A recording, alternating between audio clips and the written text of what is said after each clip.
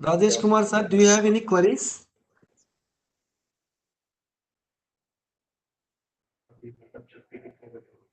I unmuted you.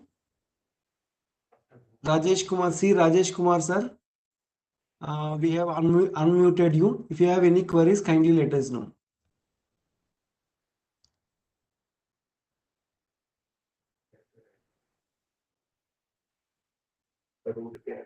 All right. Alka Rani ma'am. Alka Rani ma'am, we have unmuted you. If you have any query, kindly let us know. Alka Rani madam, since the hand was raised. Okay. And Abhijit Das, do you have any queries, sir? Abhijit Das, sir, do you have any queries? Abhijit Das, sir, do you have any queries?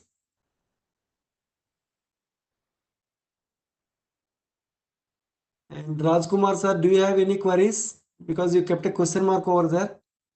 Do you have any questions? Okay. Manish Roy, sir, do you have any query?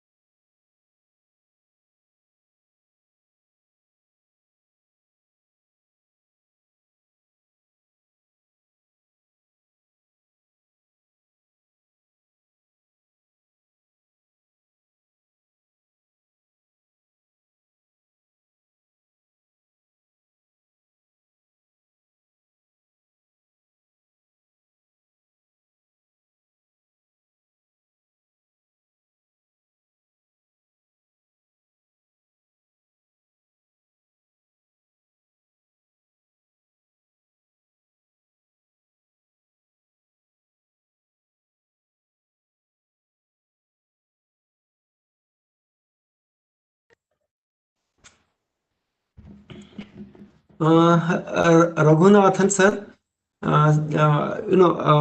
we welcome back all the participants, and our domain expert madam is also joined. But as we told, like the session we are going to start at 2:30. Exactly, we are going to start by 2:30. But in the meantime, there are some queries in the chat box, so which I'm trying to address those questions.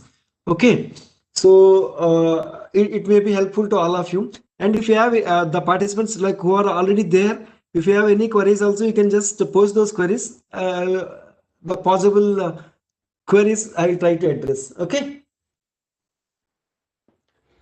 Sir, what about the antivirus in Android phone? Many don't don't have that, and doing all financial transactions in it. So we always suggest people have a good antivirus uh, good antivirus softwares on any of your devices, like either you are on mobile phone or your laptop, desktop kind of thing. All right, if you have one antivirus on your desktop, also if you have another antivirus also, it is always it is a good only. It is a good only. So better to have more than one antivirus if there is a possibility beyond the antivirus which you are having. But in the mobile phone also, like better to have good antivirus on your mobile device, sir. Otherwise, like if it is an Android device, there is something called Google Protect. Okay, once you log on to your Google Play Store, there is an option called Google Protect. You just click on that Google Protect, and there is an option called Scan. So if you keep on scan those apps, if there are any vulnerabilities, it will give you it will shoot out those vulnerabilities. And if there are no vulnerabilities, it also says like it was not found any vulnerabilities. So that is one measure you can take care with regard to the apps. And the second part is like, as we are keep on telling, and afternoon also we are going to tell the same thing. Of course, like beyond that, don't click any anonymous links like which you have received from anonymous users, from anonymous users. So that is one thing. If you can take care of yourself, and whenever you are getting the app updates, and if you update your app with those required patches, uh, some extent you can safeguard yourself. And like when you are doing any financial transactions, like what are the things you have to take care, that we will discuss in the afternoon. So please wait till that time, sir. I have attended another meeting at 2:30. Shall I attend that and rejoin here later? Yeah, that's up to you, sir. Like you can just take a call. Do I need to make attendance again for this session also? As on now, no, not required, sir. Is KeyPass available on Android? Yes, it is available. KeyPass is available on Android also. But what we suggest is like try to memorize all the passwords in your mind, rather than writing somewhere or storing it somewhere kind of thing. Of course, like there are so many tools and there are so many packages which are available, but still try to manage by yourself, and try to remember yourself instead of keeping it in different packages kind of thing. Okay, so better thing with regard to the password is frame a password phrase. You might be liking some book, some magazine, some some songs. Take a one phase of this, take a sentence of it, and try to form your own sentence, and try to keep a password, and ensure that you should have a different password for different accounts. Please ensure that you should have a different passwords for different accounts. For example, for all your official email IDs, different password. Gmail, different password. Hotmail, different password. Yahoo, different password. For all your banking transactions, different password. Okay, and ensure that none of the passwords should comprise any of your details, any of your personal identifiable information, like either your name, your spouse name, your children name, any of your date of birth. And try to keep all those things aside, and try to keep a strong password so that you can safeguard all your things. So that itself, it safeguards you from most of the things, 50 to 60% is if you keep a strong password. Okay, so that is what we can say, sir. Which antivirus is good? We don't want to suggest you any software, any antivirus, sir. You also can check it. There is something called virus total software. Like, but you check the reviews, like whoever basically provides the updates. See, for example, today some virus, some ransomware, something has happened. Who is providing the immediate? Who is providing the immediate patches? So such kind of software you can choose it and try to use as a good antivirus software, sir. Is it safe to use KeyPass for using financial passwords and email password? Personally, I'm not very sure, Sarada Satar ma'am. Personally, I'm not very sure. But as I mentioned to you, try to memorize and keep it with you only, because instead of depending on any of these things. All right. Sometimes permissions just have to be given to install the app in Android. What to do? Excellent question, sir. Of course, like we supposed to cover, we have not covered, but I request all the participants kindly listen carefully. See, with regard to the app permissions, mobile app permissions, all right, as of now, without, if you are not giving any permissions, the app cannot be installed. That everyone knows. Okay. And some people says like if it is asking any permission, don't install. So it may not survive our purpose. So what we suggest is to one whenever you are installing any app, you install the mobile application and what are the permissions it is asking. Try to give the permission. Once the app usage is over, okay, just click on the gear icon on your desktop, on your mobile desktop, gear icon settings. Okay, a gear icon and settings, and go to the mobile applications and go to the particular mobile application and ensure that like what are the permissions are given, disable those permissions. Once the mobile application usage is over, kindly disable all the permissions. Kindly disable all the permissions. So the application will be there, but it may not be monitoring you. But whenever you are using the same mobile application, that time it will ask you, give the permission for that particular period of time and come back and disable all the permissions. So that is only the thing which you can do it at this point of time. And ensure that any mobile application, whenever they are giving any updations, it should be updated. Whenever the mobile application is giving any updations, kindly update. And as I told you, to verify all these things, you can go to the Play Store. You can there is called ensure that that mobile app is Google Protect or not. If it is a Google Protect, I am talking about Android, and it says it remains for the iOS also. Okay, so please go to that, like whether it is Google protected or not. If it is a Google protected, at least they have done some kind of verification. Okay, that is one thing you should ensure that.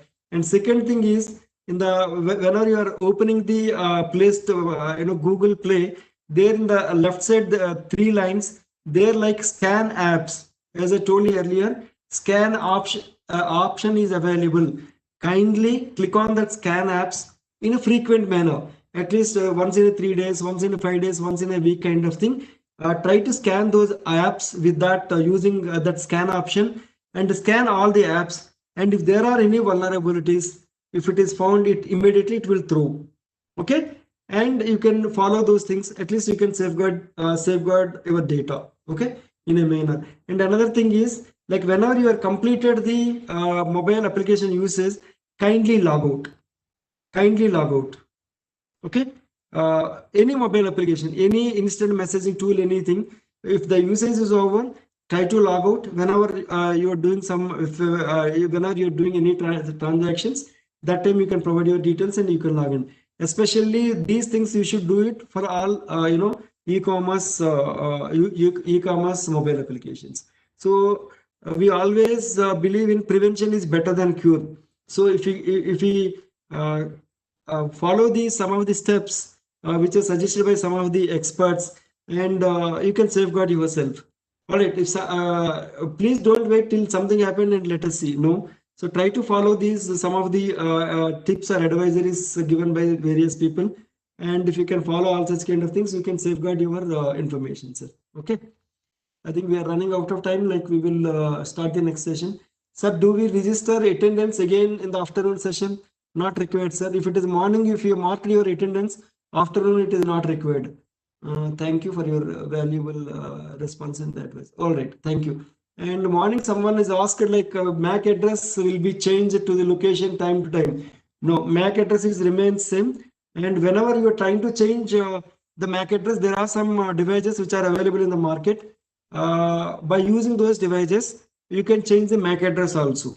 Okay, but it won't change when you go to one place to other location, or when you go to one network to another network. No, MAC address remains same. All right.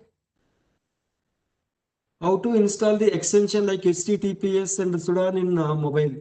I'm not very sure, sir. Those extensions are available for the Android apps kind of thing.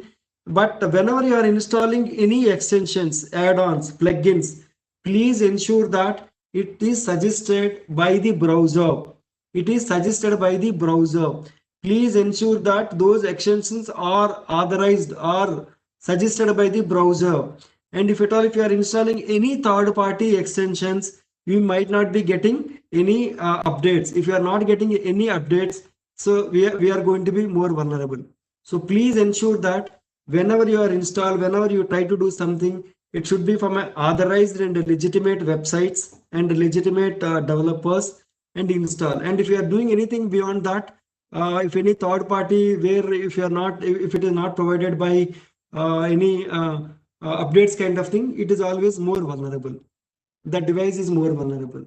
All right, we are running out of time. So let me introduce Professor Valli Kumari Madam. Uh, Professor Valli Kumari Madam for today's afternoon session. So we welcome back again all the officers from various ministries and departments for the day long this generic online workshop on cyber security. So I hope morning you all enjoyed both the sessions like internet fundamentals and about networks, browser security, email security, and all such kind of things. And as I promised you in the before we break for the lunch, so we are going to have two more sessions this afternoon. So one session is on social engineering attacks, like what is phishing, wishing, smishing, such kind of things. Madam is going to explain you with a demo, real-time demo, where you can capture all your details, where you will understand more about that. And the last session, like you will be having some security measures while you are in a social networking and financial security. And we are also going to talk about like what was the e-learning platform. Okay. And as Vyastar mentioned in the morning, like we are going to introduce you to the cyber hygiene course, and you all can go through that cyber hygiene course. And once you complete that cyber hygiene course, and you will be given a course completion certificate. And the people who are attended today's session also will be given a participation certificate once you complete your assessment. Okay, but till today we will restrict. I will tell you like so there are some things which has to be communicated. So those things I will communicate in the last session. Okay, so please wait till that time. And in the meantime, let me introduce Professor Valli Kumari Madam for today's afternoon first session. Professor Dr. Valli Kumari Ma'am, she is a professor at Andhra University, and she is having more than 26 years, 6 years of experience in teaching and research, and she holds a PhD degree in computer science and systems engineering with a specialization in network security, and received a gold medal for her best research. And Madam has specialized research on the data analytics, data security, privacy, and threat intelligence. And Madam is also principal co-investigator of the Cyber Security and Data Analytics Center, sponsored by the ISAA project of Ministry of Electronics, and Information Technology, Government of India. And of course, like it is a very big profile. I'm just giving a brief thing about Professor Valli Kumari Ma'am. And Madam has published more than 150 plus papers in reputed journals, conferences, and she has also conducted several conferences, workshops, and student mega events, innovation fairs, and hackathons. And she is a senior. She is also senior member of IEEE and fellow of IETE and life member of CRSI and CSI ISTE. And Madam is also guiding more than 30 plus students, 30 plus students who are doing PhD under Madam's guidance. If any of you are interested, you all also can approach Madam for her guidance to do a PhD under her guidance in any of the areas which are mentioned. So with this brief profile, I request Professor Valli Kumari Madam to take over the session on this social engineering attacks. Okay, of course, like profile is very big. I was not able to because of the interest of the time. I was just read only some few important aspects. So with that, like I request Professor Valli Kumari Madam to take over the session. Thank you, ma'am, for joining. Thank you, sir, for that wonderful introduction. but then I request you to give me share enable. Yes, ma'am. Yes, ma'am. Is it I okay? just gave you the Yeah. privileges, ma'am. Please. Okay. Okay.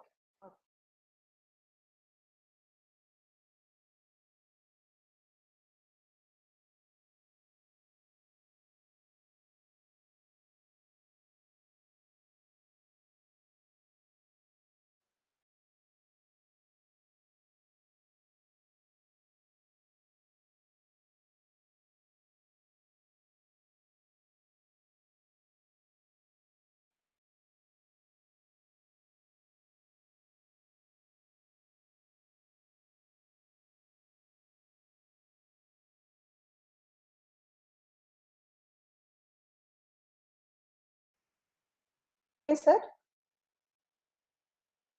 Yeah, we are able to see your screen, madam. Please go Screens ahead. Yes, ma'am. It is visible. and my voice. Yeah, voice is also clear, no? Yeah, voice is also Yes. fine, ma'am. Thank you. Good afternoon, everyone.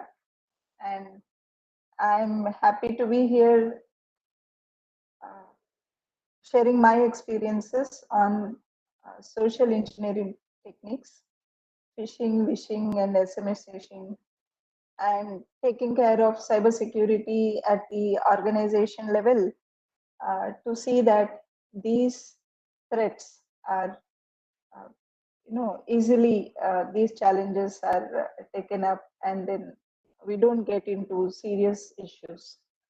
So, uh,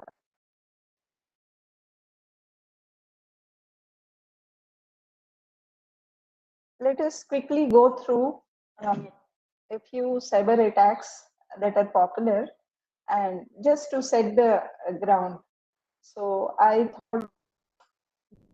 a few attacks which are very popular and which are quite interesting.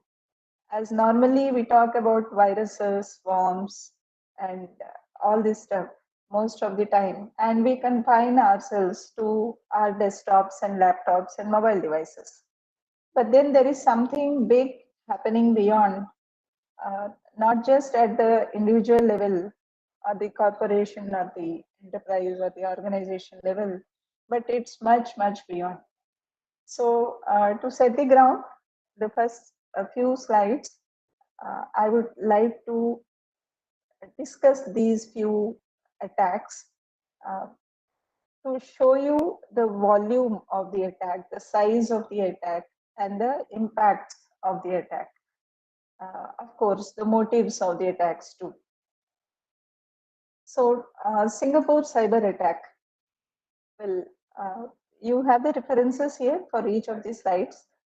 So, a series of cyber attacks were initiated by hacktivist organization, a group called Anonymous, and this attack was done partly in response to some censorship regulations in Singapore. So the regulation was like websites with at least 50,000 unique visitors from Singapore every month that publish at least one local news article per week over a period of 2 months will have to remove prohibited content such as articles that undermine racial or religious harmony within 24 hours of being notified by Singapore's media regulator. So this was a regulation that was announced, and so immediately, a few months later, attacks began with people action parties, community foundations, web page being hacked. So certain web pages were hacked, and uh, so it was made known in a YouTube video uh, where the guy was wearing a mask like this, and he threatened to bring down key infrastructure in Singapore if this was not taken back, if the regulation was not amended.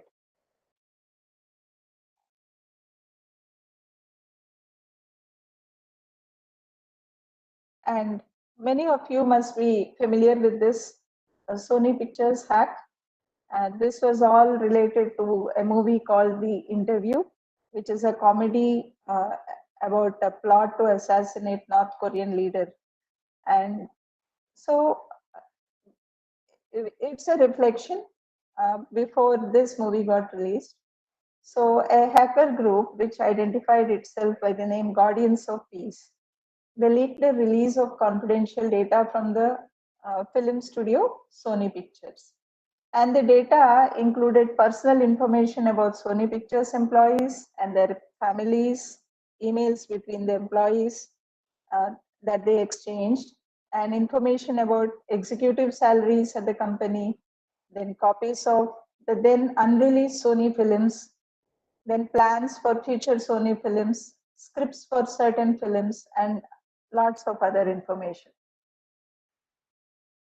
So the perpetrators then employed a variant of a malware called Shamoon Viper. They also attempted to erase Sony's computer infrastructure. You can see, the impact of this particular attack on that particular organization.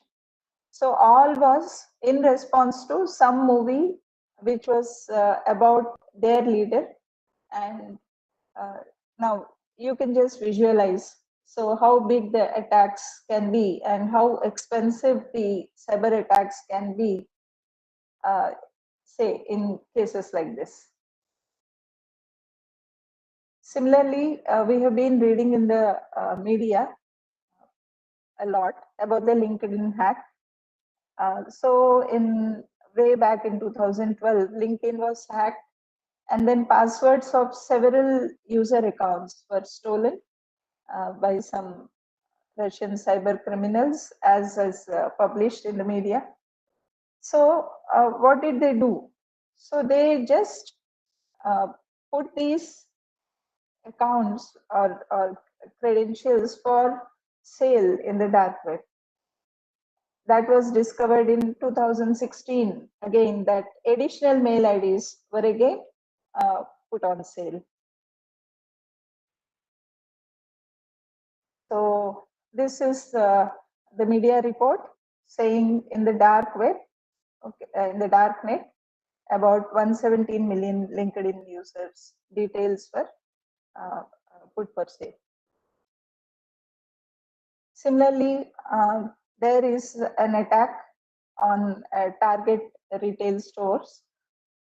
Okay, so it's all about an attack that happened in a holiday season, wherein customers were swiping their credit cards in the malls for shopping, and in the whole chain of stores, wherever the customers over that one month of you know 1 month of holiday shopping, all the customers' data was siphoned away.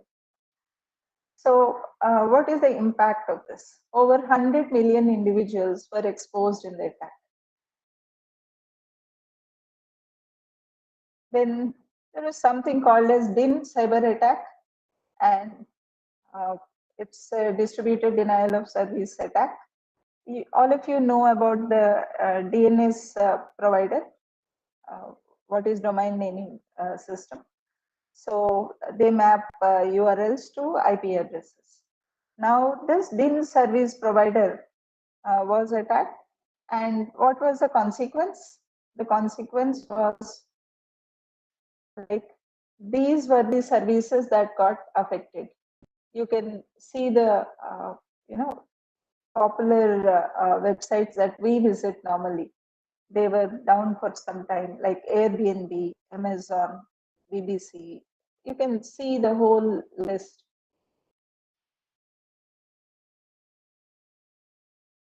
Similarly, stock exchanges were attacked. Then Netflix email scam is very popular. So there was a phishing mail to many Netflix subscribers. So saying their account is put on hold because they haven't received the money. So when the customers clicked on the link to pay the subscription fee, so that went to a wrong website, a fake website, wherein all the subscribers or the customers, they fed their banking, important credential details. They filled in those forms, and that's how it affected a lot of subscriber base. Uh, Yeah, recently, very recently, we have also seen WannaCry attack. So it has hit around 99 countries. Okay, so this WannaCry is ransomware which locks down all the files on the infected computer and asks the computer's administrator to pay in order to regain control of all the files in his hard disk. And that was all because of a Windows vulnerability. Later on, the patches were, of course, released. Okay, in 2016, in the previous elections of the US, so much was spoken about, you know, a few activists, or what do you call, a kind of a political strategy wherein certain cyber attackers, they collected data uh, of an opponent political party in the US elections. Similarly, there are also attacks directly in the supply chain mode. So what happened here, you all of you know about the OSIS motherboards. Okay, so malware was delivered to tens of thousands of computers. Uh, so it was an estimated known computers, at 5 lakh computers were affected with this kind of an attack. So what did this attack do? The hackers, they hijacked the legitimate OSIS software updates. Okay, normally you must have seen, we all see there is an update pop-up coming up in our laptops and computers every now and then. So our systems OS, or the firmware which is pertaining to some kind of a component, a hardware device in the computer, it may want to update itself and it asks you for permission. So it's the same kind of software update on OSIS. So hijackers or hackers have hijacked this software update program, and then they have used this particular program as a malware delivery vehicle. And this is supposed to be one of the highest profile supply chain attacks today. And there are a lot of other data leaks and identity theft news coming in every now and then. We have also seen a lot of media reports on how the SWIFT protocol or Visa card data was leaked. So now looking at the scale of the impact, or the attacks targets, or the attacker targets, we have to be very careful at the organization level. So let us quickly go through a few do's and don'ts when it comes to preserving security in our organization and hence our country too. So at the organization level, we need to empower our employees in recognizing common cyber threats and help in securing the security at the organization level. So if employees are aware of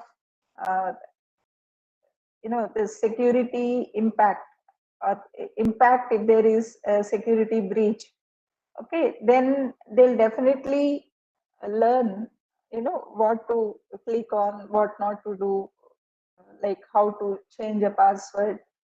There are very small things, but they make a huge impact on the whole organization. So as CDAC and MeitY, they're doing these information security awareness programs. Well, these are of very, these are going to matter a lot in the years to come, when all the employees know what is the impact of any security breach, because cyber attacks are going, they're growing up more and more, and cyber crimes are also increasing day by day. So security awareness about vulnerabilities and threats to the business operations are to be made known. So vulnerabilities in the operating systems, okay, how to fix them up, how to make updates of the softwares, and what are the other threats uh, for the day-to-day business operations. And about their responsibilities and accountabilities when using a computer on an organization's network. So if in our office we have a computer allotted, what are the do's and don'ts? What am I responsible, and how am I accountable if something happens through my system? Say I might have opened a mail, unknowingly clicked on a link, and some software gets installed on my machine, and that may spread to other machines in the network, and maybe in a few days the whole organization, most of the data might get leaked, or there can be any kind of an impact.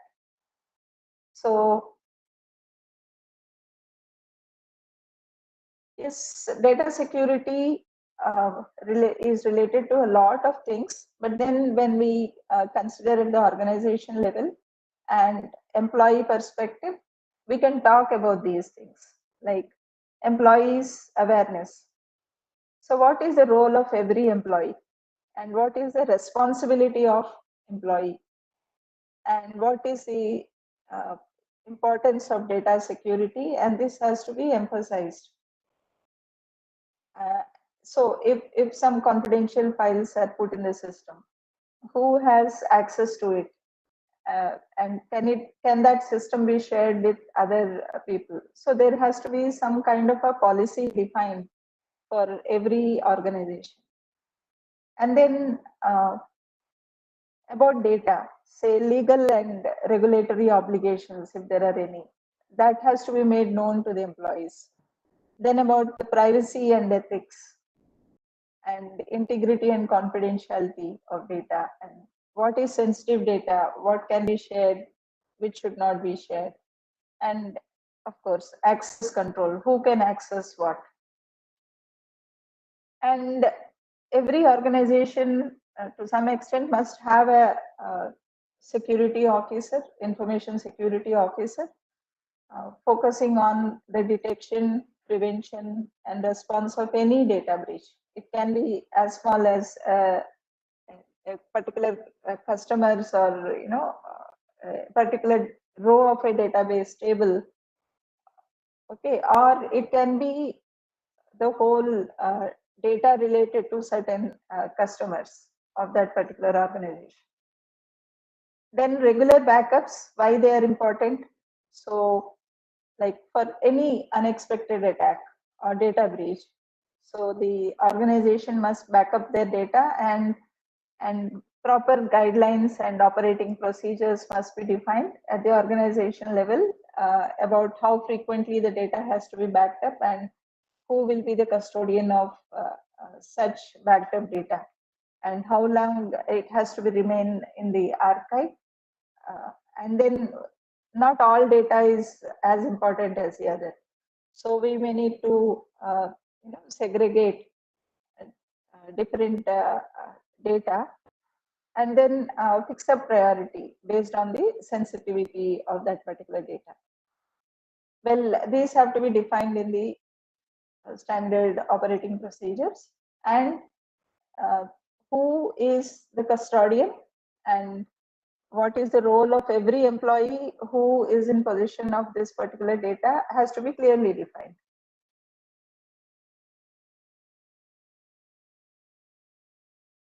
So regarding data, we have something called as GDPR, based on which many other countries are coming out with their own data protection strategies and regulations. So I just put this here for the sake of giving you information on the exhaustiveness of the GDPR. So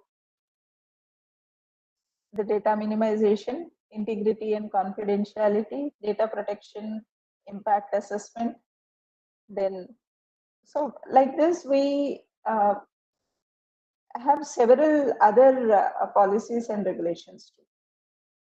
Okay, let me come back to this slide.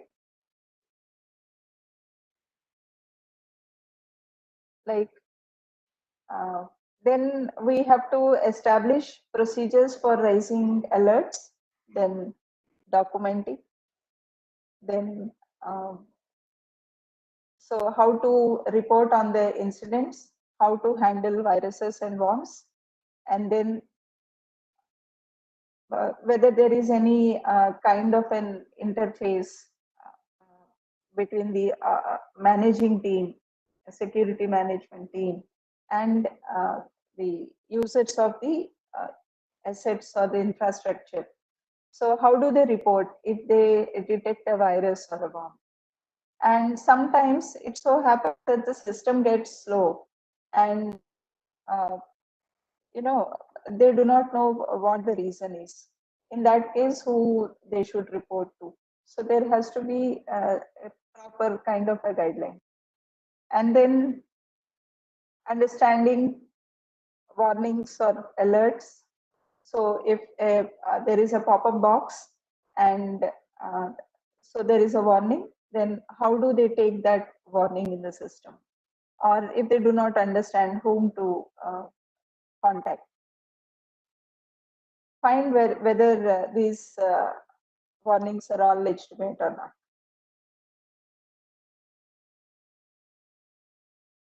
Then passwords, how to select strong passwords, and that password should not be shared with any other people. And then reminders from organization to change passwords at a regular intervals. And then unauthorized software. So we need to train employees not to install unlicensed softwares, and because along with this software, some malicious softwares might also get downloaded, and that can attack and corrupt our office data. Similarly, internet usage, employees must be aware to avoid clicking on the emails or on the online links that are suspicious from unknown sources. And because when you click on a particular website, say an advertisement kind of a thing, or a celebrity photograph kind of a thing, or some news item, okay, some malicious software might get installed and infect the computers. Similarly, establish safe browsing rules and limits on employee internet usage in the workplace.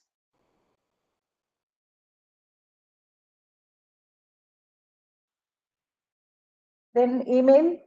So email should be accepted only if it comes from someone they know, and it comes from someone they received mail from before, and if they are expecting it from somebody, and it does not look odd with unusual spellings or characters, and it passes all the antivirus program tests.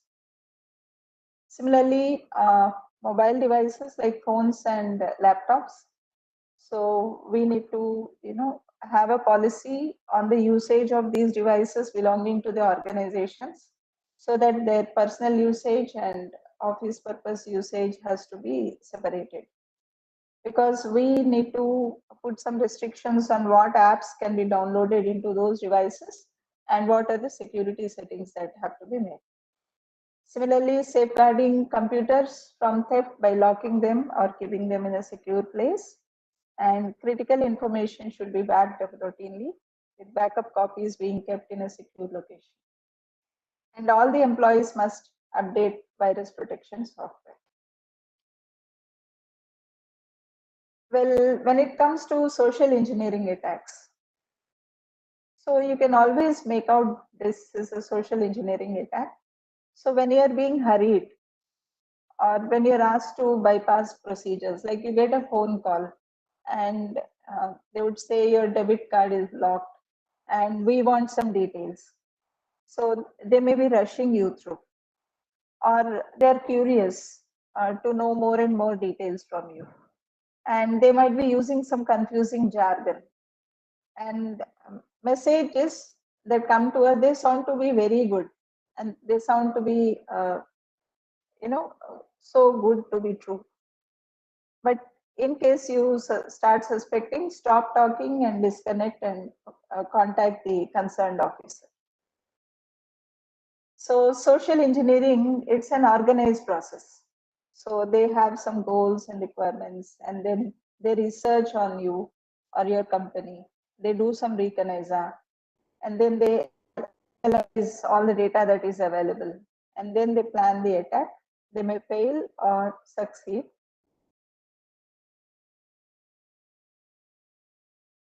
So let us go through a few social engineering attacks. So I'll try to show you a few and explain them.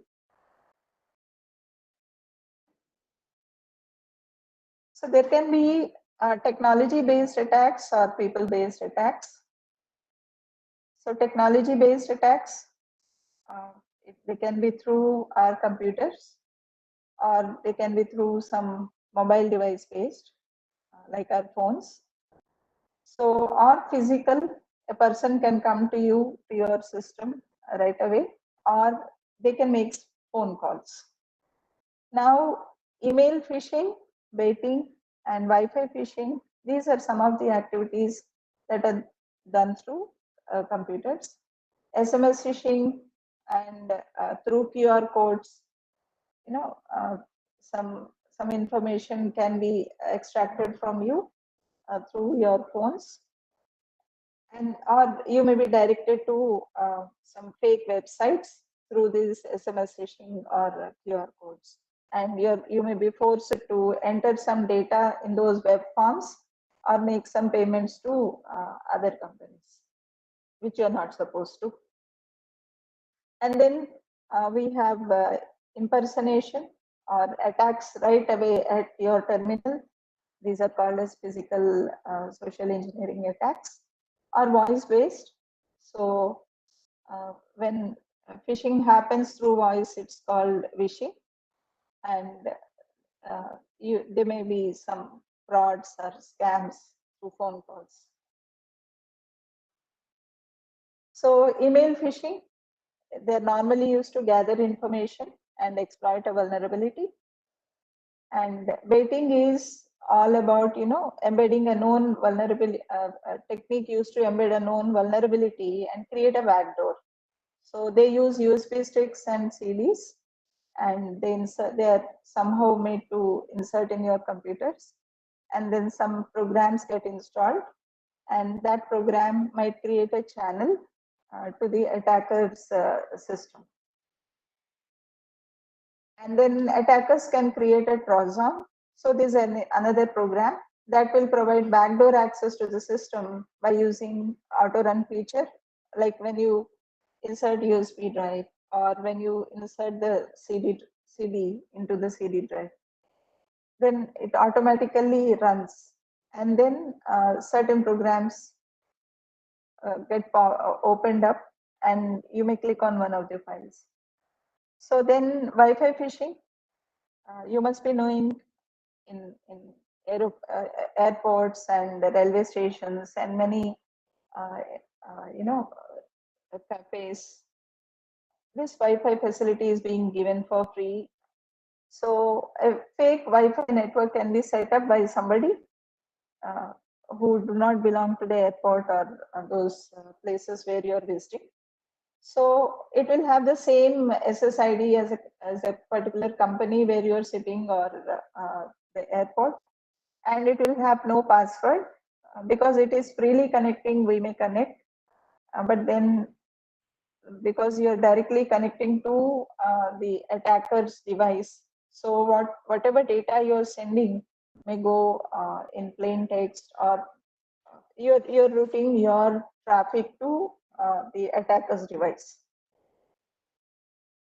Then social engineering attacks are mobile based. We have what are called as SMS phishing, as I told you. So you must have, like all of us, we get these kinds of messages saying, for example, in this case, your KYC has been updated successfully. You'll get some cashback in your wallet, click here. Or you may find a QR code pasted somewhere and you are asked to visit that particular website and make some payments. SMS phishing has become very easy. Like, for example, as you can see here,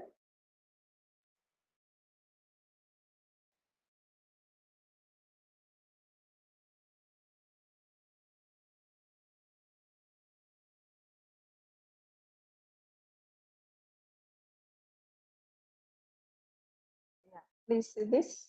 There are many websites like this, but I'm showing you this particular one. So what you can do here, you can spoof the text messages, or the attacker can spoof the text messages, and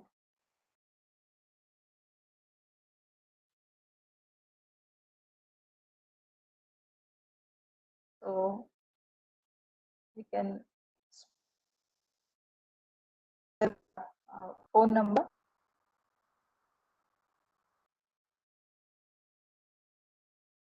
And he can type a particular phone number which doesn't belong to him, and the recipient, he can type the phone number and then set when the message should go. Okay, and yeah, there are some sales services too. And for sample free messages, they ask you to like their Facebook page and they give you some code so that you can paste it here and then type whatever message. Like in the previous slide, I have shown you your KYC has been updated. That kind of a message you can type here with one URL, which also goes along with the SMS. And that message is luring, tempting. So somebody will be obviously interested in clicking on that link. And where does that link take you to? It takes you to the attacker's webpage. Similarly, you also have other apps, messages, emails. All these services are available, like here, spoofing mails, spoofing phones, spoofing WhatsApp messages. So you send messages uh, with somebody else's from address or somebody else's phone number. Yes. So we get back to our presentation.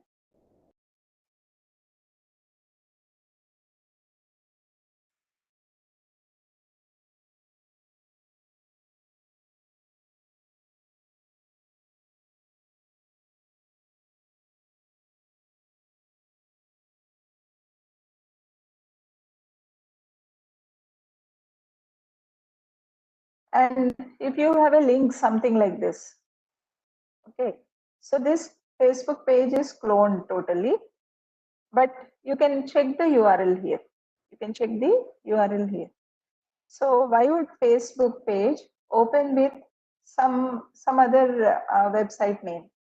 So that is something where we have to be cautious, and something about we have to be cautious about. And we have to check whether there is a lock before, if you are performing any e-commerce transaction.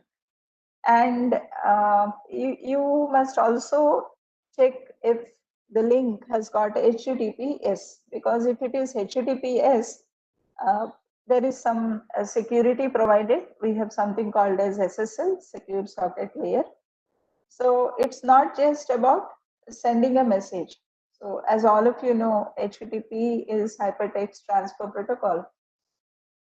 What do you transfer between the website hosting server and the customer, the visitor who is actually typing his URL in the browser? So what is being communicated between this browser or the client and the website hosting system, which is a server? It is simple hypertext. Hypertext is something like rich text, which has got text messages which have some color, some headings, some kind of a communication about how the message should appear on the web page. Now, when you add S to it, so the server's credentials will also be verified. Similarly, the client may also have a certificate. We actually establish these credentials verification through what is called as a digital certificate. So most of you in your office must be using those keys, those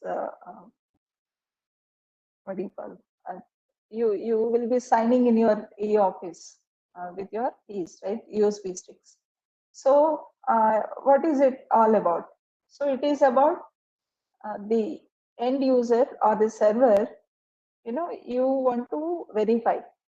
You want to really know whether the person who is sitting on the other side or the server you are communicating with, they are really those people who you wish to communicate with. So how does this happen? Say, for example, in the Indian context, we have what is called as Controller of Certifying Authority, CCA. It comes under MeitY. So CCA issues certificates to no certain licensing authority. Certain licenses are given to certain certifying authorities, and those certifying authorities can distribute certificates. Like NIC can give you a digital certificate. So what is there in a digital certificate? So you have some public key, private key pair, and public key is announced so that your identity is tied up with your organization's identity or your individual identity is tied up with that public key. So these are used up by the browsers. So there are certain programs which these browsers run when you have a lock like this. You can see the gray lock here. Okay, when you have the lock here, so you have something called connection is secure and the certificate is valid. Okay, some kind of a program runs and it verifies whether the website you are visiting, the URL that you have typed is a secure one or not. So in this particular slide, as you can see, so this doesn't have it. So it's not secure. Now your SMS link that you have clicked, it's going to a page which looks like Facebook page, but is not a Facebook page.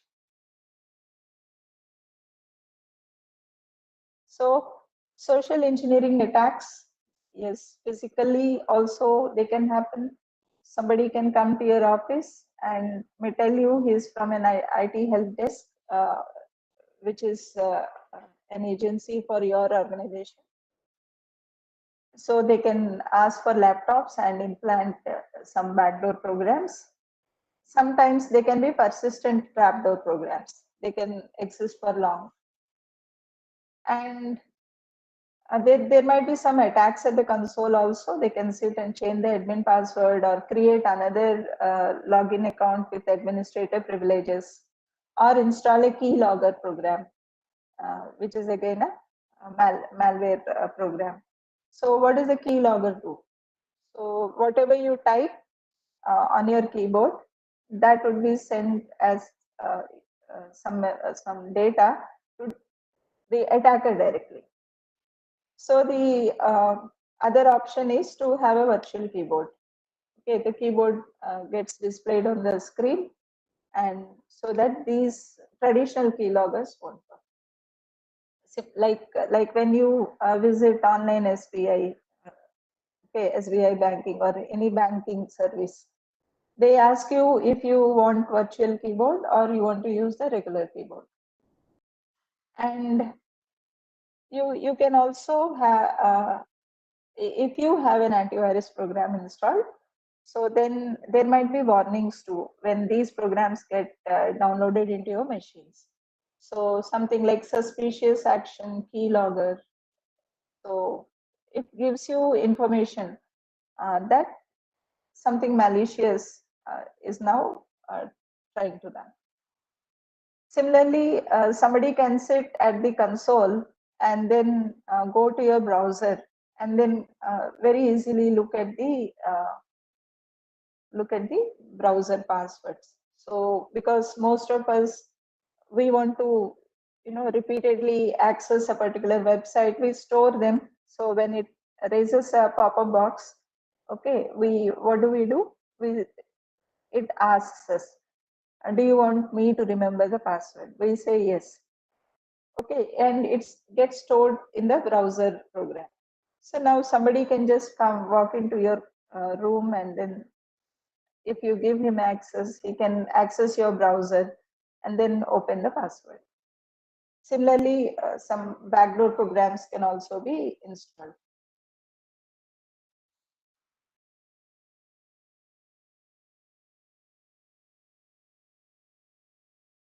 You can go to the browser's settings pages and then go to your security, and then uh, you can watch the list of passwords that you normally use to log into your Gmail or other accounts, which you have stored them. They can appear in plain text.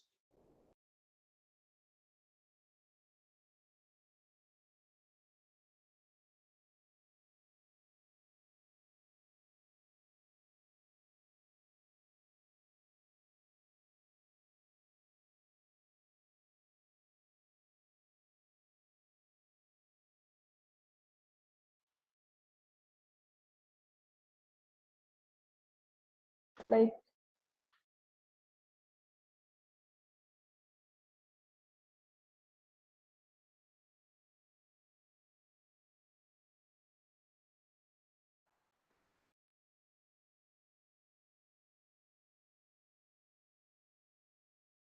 so you can just check on these, okay, and so you can literally visit every aspect just simply for a Firefox.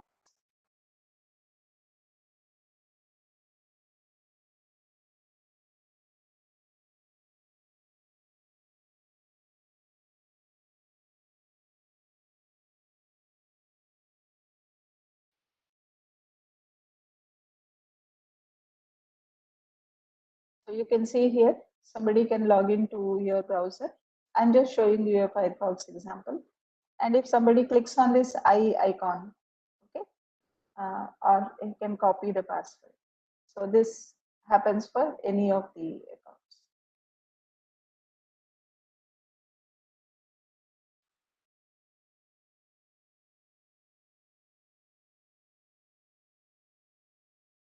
So I'm coming back to the presentation.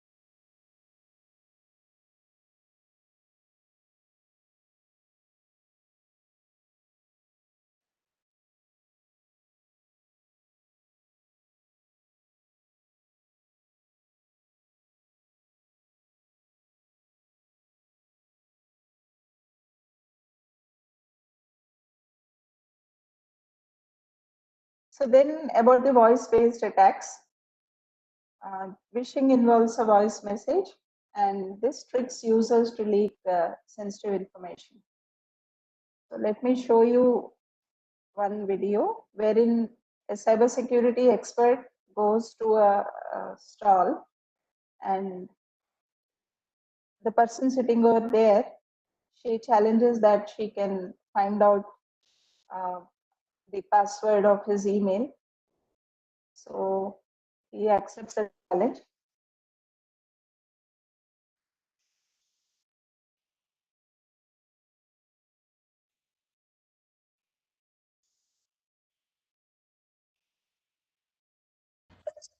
Madam, audio, ma'am. Can you please check it, ma'am? Yes, sir. Can you listen Video, the audio, ma'am. audio? Video, audio. Both are, you can get it? No, ma'am. We were not able to hear any audio. Okay, okay. Just a second.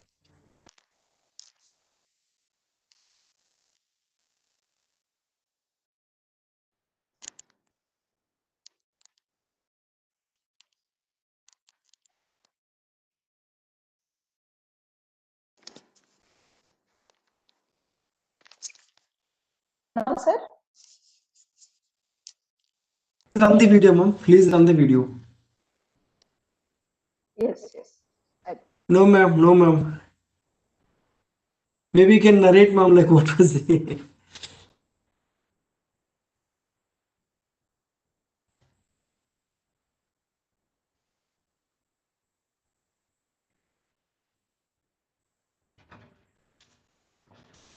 Eight 27 panelists.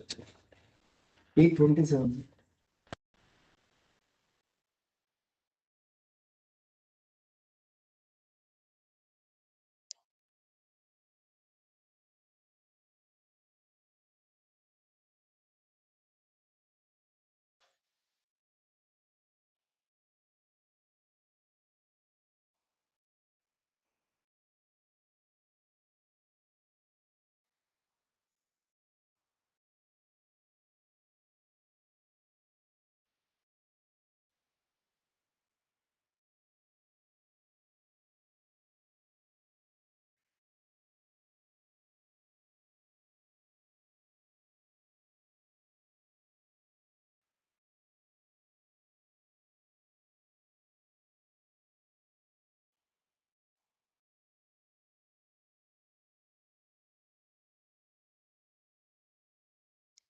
sir?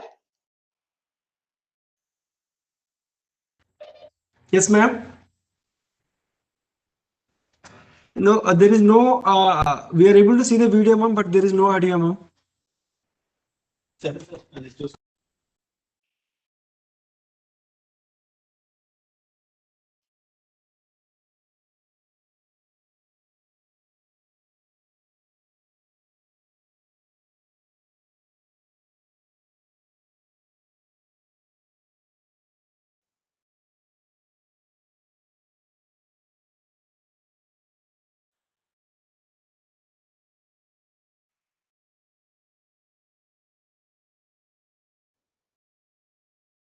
Okay, can you hear me? Yes, ma'am. We are able to hear you.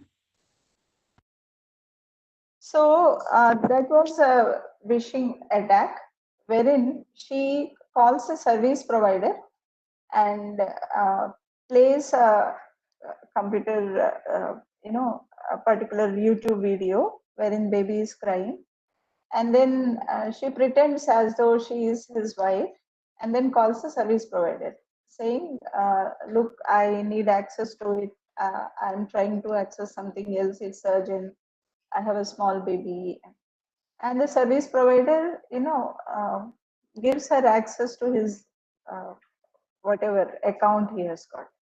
So as simple as that. So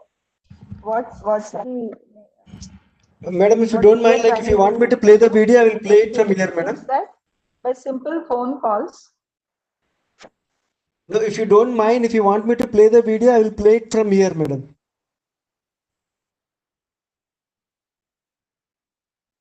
No, I will play it from here, madam.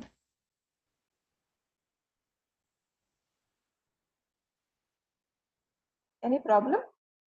No, no, madam. If you want me to play that video, I Any will play from this system, madam. Is it okay?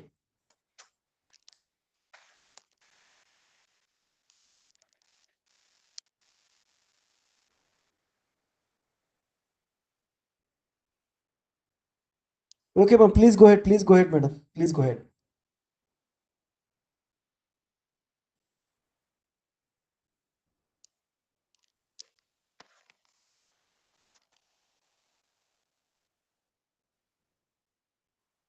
is that okay now? Yes, madam. Yes, madam. Okay. I just changed my speakers from. Okay. So yeah, she was pretending as though she's her wife, his wife, and she called uh, his service provider for access to his account, and you know, uh, with a small video where baby is crying, she could pretend as though she's calling from his house, and then got access to the account, and she changed the password of his account. So this is one scenario, and this video can be seen in the YouTube. I'll share the link anyway. And so this is a simple phishing attack. And I was talking about not to click on the URL links, right? So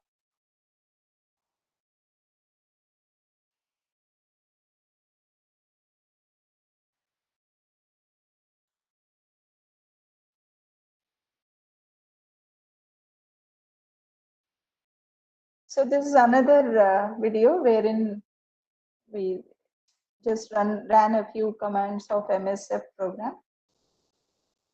Please see how when you download an application,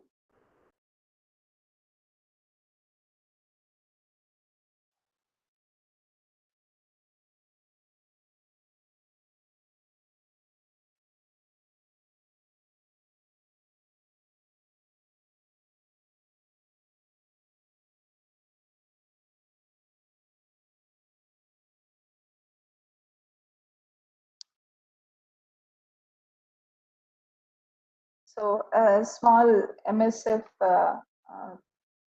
there is something called as Metasploit framework, and with which this is a small demo wherein you can actually ask somebody to click on a link and download an app, and that program can actually access your camera or SMS messages and anything in your mobile. So we try to show the SMS dump of a particular mobile.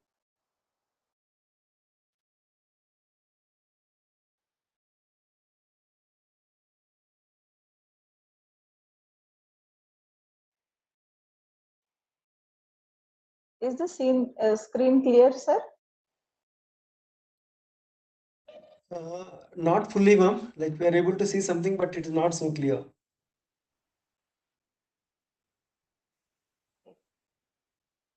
Can you see the text, sir? No, ma'am. No, no.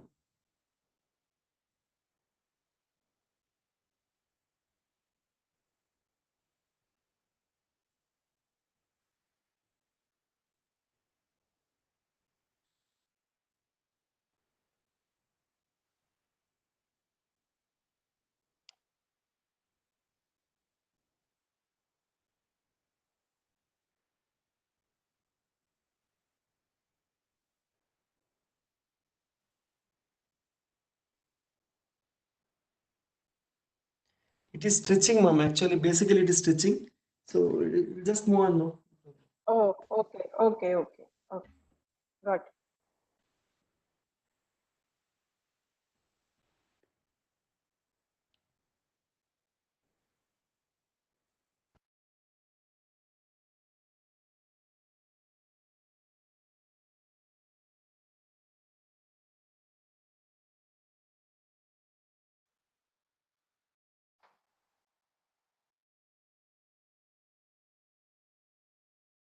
So these are a few commands. There is something called as MSF Reno. So you can use Kali Linux for it. And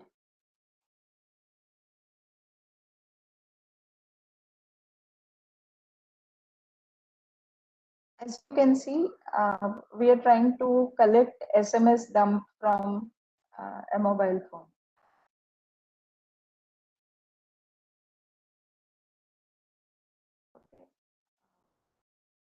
So it's easy, like if you click on particular link or download certain applications, it is always possible that whatever you're trying to communicate to a genuine web server as you are thinking, but it is an attacker's page.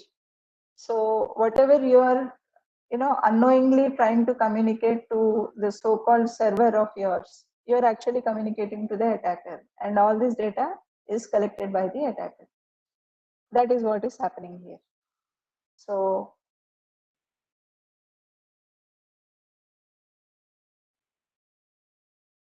let us go through another simple attack.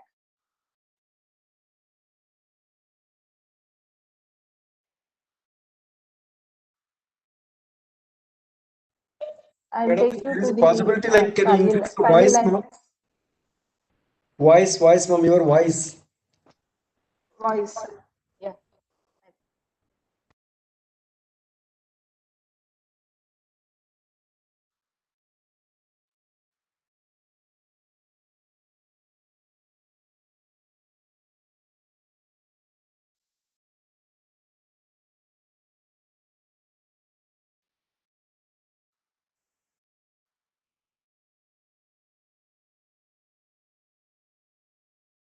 Is it clear now, sir? Better, madam. It is better now. Okay. Okay, fine. So I'm just trying to show you how when you click on a particular link, your credentials can be carried away.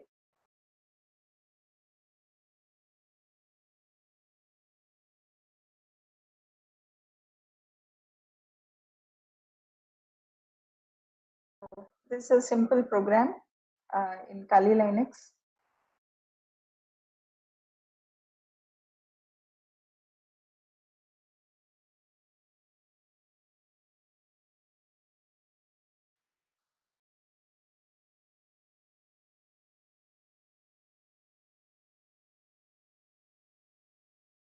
So this is something like we are trying to simulate this as an attacker's machine with this particular IP address. And I may want to say use Google fake website as an attacker, and I would somehow send an SMS or an email with this website's link, and the user might click on that link, and whatever he enters there will come to my attacker's terminal, this system. So this is the whole scenario we are talking about. So what is the IP address that we have set? We said 10.0. So I'm not typing Google, but I'm typing it as 10.0.2.15.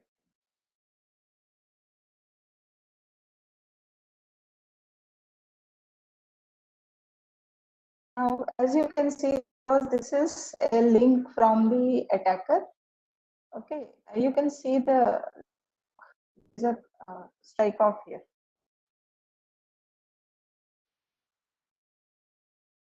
Okay, and look, this is a Google page. The URL is not google.com. And similarly, there is no HTTP before. So my browser has detected that this is not a genuine, it thinks like this is not a genuine website. So, but then I say I'm ignoring it and I'm still typing some data into this.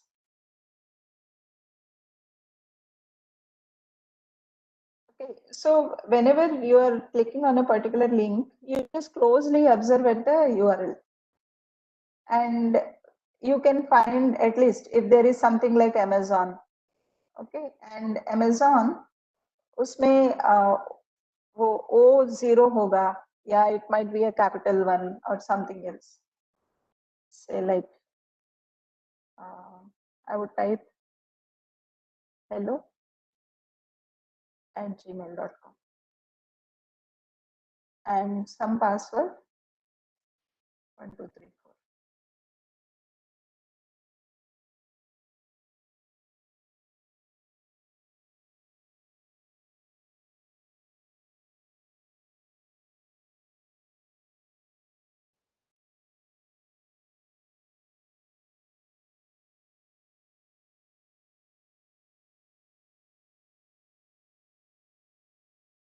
So whatever you type here, it actually goes to the attacker side.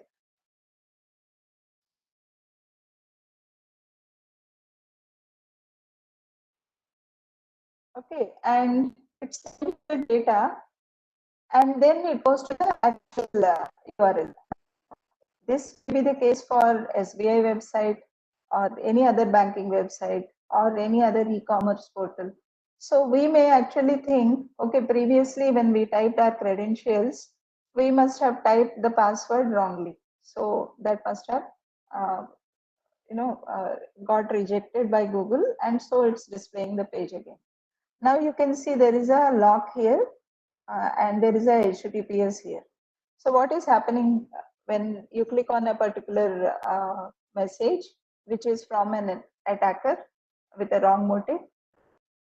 It takes you to his website, and he collects your credentials and then forwards you to the actual website. Now you can see whatever you entered.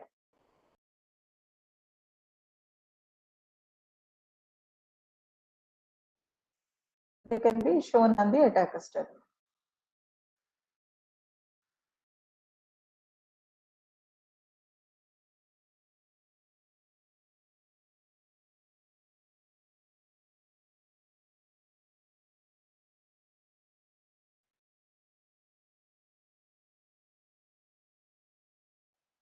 Seems to be slow.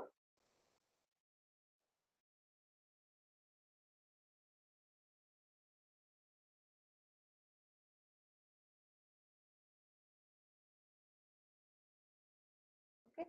So anyway, by the time we get the output, so we'll discuss a few others.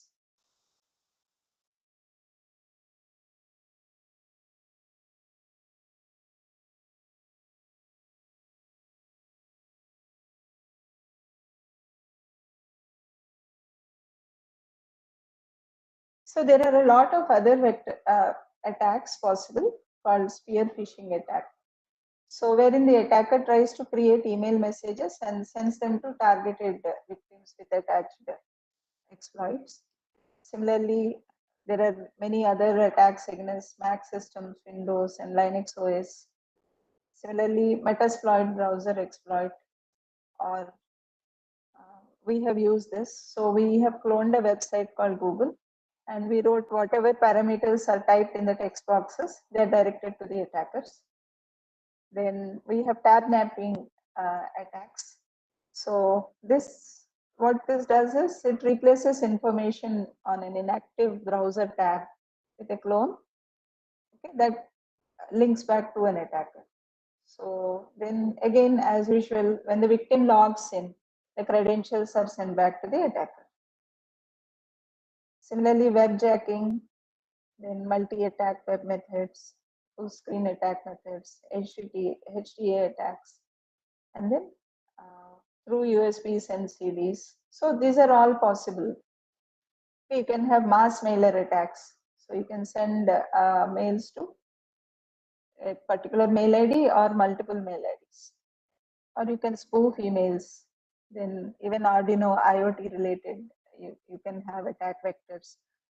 Then wireless access points, there are attack vectors. QR codes, there are attacks. Then even PowerShell attacks. Then, so we also have certain remote access tools wherein people can access certain devices remotely. So finally, there are some flags for social engineering. And so just when you see a mail or a message, find out from whom that mail has come. And similarly, is that message sent only to you or many people at a single go? And look at the mix of those people. If it is the regular your group and known people, then so you can actually check out if there are any hyperlinks in it. Like for example, you can see here. Okay, so I am on vacation in London, so I can't. I want a ticket to come back. So there is a link. So look at the links and look at the spelling mistakes. So, okay, Bank of America. Actually, it looks like that, but look at the spelling, it's wrong. Similarly, look at the content. Okay, when you're reading the SMS or the mail, so just see if you're getting a comfortable feeling. Similarly, if there are any attachments, you find out and never text, never ever click on those attachments. And okay, so find out the date and the subject. So if you look at these parameters, uh, you can really know whether it is a social engineering attack or not. There are a lot of safety tips. So one link, for example, is this one. And you have, for organizations to follow, we have NIST frameworks. I was also mentioning GDPR. And recently, our PM Modi ji has announced a cybersecurity, strategy policy to be released. And we also have a lot of awareness programs. Uh, like, for example, InfoSecAwareness.in has got a lot of information on these aspects. And we also have our PDP bill, Personal Data Protection Bill. Then our IT Act talks about the security and privacy, whereas PDP bill talks about how the data has to be handled and processed. Yeah, a lot of things are going on, and I'm open for questions if there are any.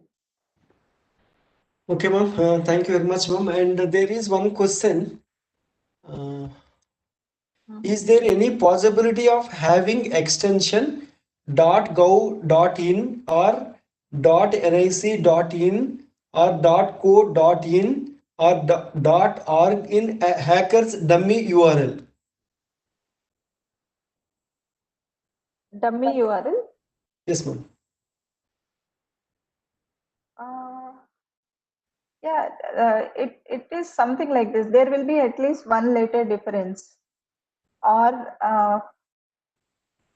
they may put this, but there will be prefixes or suffixes. You got it. Okay. Okay, ma'am. So Please go ahead, exactly the ma'am. same URL, exactly the same URL is not possible. You know why? Because if somebody, yeah, what is this? I mean domain name.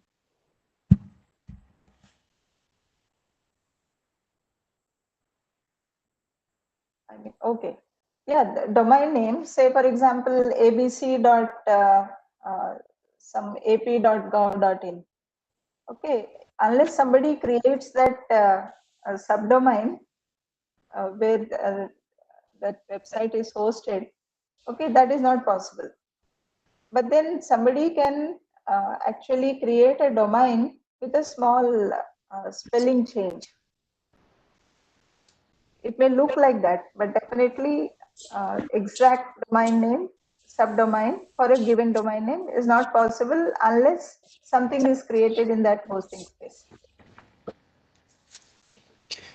Okay, ma'am. Thank you, ma'am. And does on-screen keyboard provides any protection against the keylogger scenario? Yeah, keyloggers are normally designed for our physical keyboards. So on screen is like the way the data is collected when you click on a particular letter, that program is different. Okay, ma'am.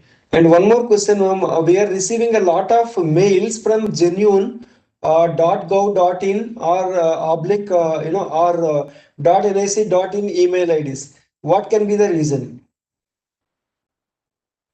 Hmm. Maybe spoofing. Yeah. It could be spoofing. Yeah, it could be scooping. Just to add to that, like if any of the employees are left their organization, and if those email IDs are not closed, Removed.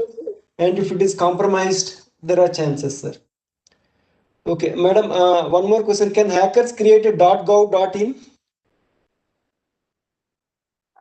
Actually, when you try to create government websites, so there are some strict rules. Like, for example, like for our universities, we approach ERNET or some kind of an agency for getting the government related websites like gov.in or okay say or .edu accounts .edu.in. So there are a lot of official procedures for allocating the domain names. Unless we follow the procedures, they don't give us the domain names. But then we can't say like hacker themselves can't create them definitely. They may gain access to certain servers and then maybe they can create, but definitely uh, through proper procedure you have to get the government domains, that's for sure. Okay. And it is a continuation to the keyloggers, ma'am. Instead of keyloggers, can hackers use screen capture to record the virtual keyboard? Mm. Yeah, like when the transaction is happening, okay, and you're clicking something on the screen, so it takes time for him to actually write a program to create text out of it, right? So you can visually see what key he is pressing. But a program, when it is capturing, so it has to correctly locate and find out what password or what data somebody is typing on the screen. So that is all like a separate channel. Okay, ma'am. Okay. All right, ma'am. Thank you, ma'am, for your wonderful session, and it was nicely explained. And I hope all the participants are also enjoyed the session. If say, please say yes, yes. I request, please say yes. If all the officers are enjoyed the session. Yeah, thank you so much. We are getting number of assessment. Big thanks. So thank you, ma'am, for your wonderful and enlightening session. And really, like with the demos, I think most of the people might have been experienced like how the things can happen, kind of thing. All right. Thank you, ma'am. Thank you, ma'am. So we will start the next session, ma'am, with your kind permission. Like, Thank you, thank you, all right, ma'am. Thank thank you you. so much. Thank you. So, good afternoon. Yeah, thank you. Thank you so much, sir. Good afternoon, everyone. And once again, sorry. Yeah, this session is going to be handled by me. My name is Jagdish Babu, and I'm the project manager for Information Security Education Awareness Project. And like this session, we are going to talk about next again like morning. I may not require 1 hour time. At least I need some 15-20 minutes time, to complete this session in a meaningful manner. All right. So with that in mind, like I'm just going to start this session. And also request, as of now, I don't know which you like or don't like. Some 460 people have registered out of 640 people.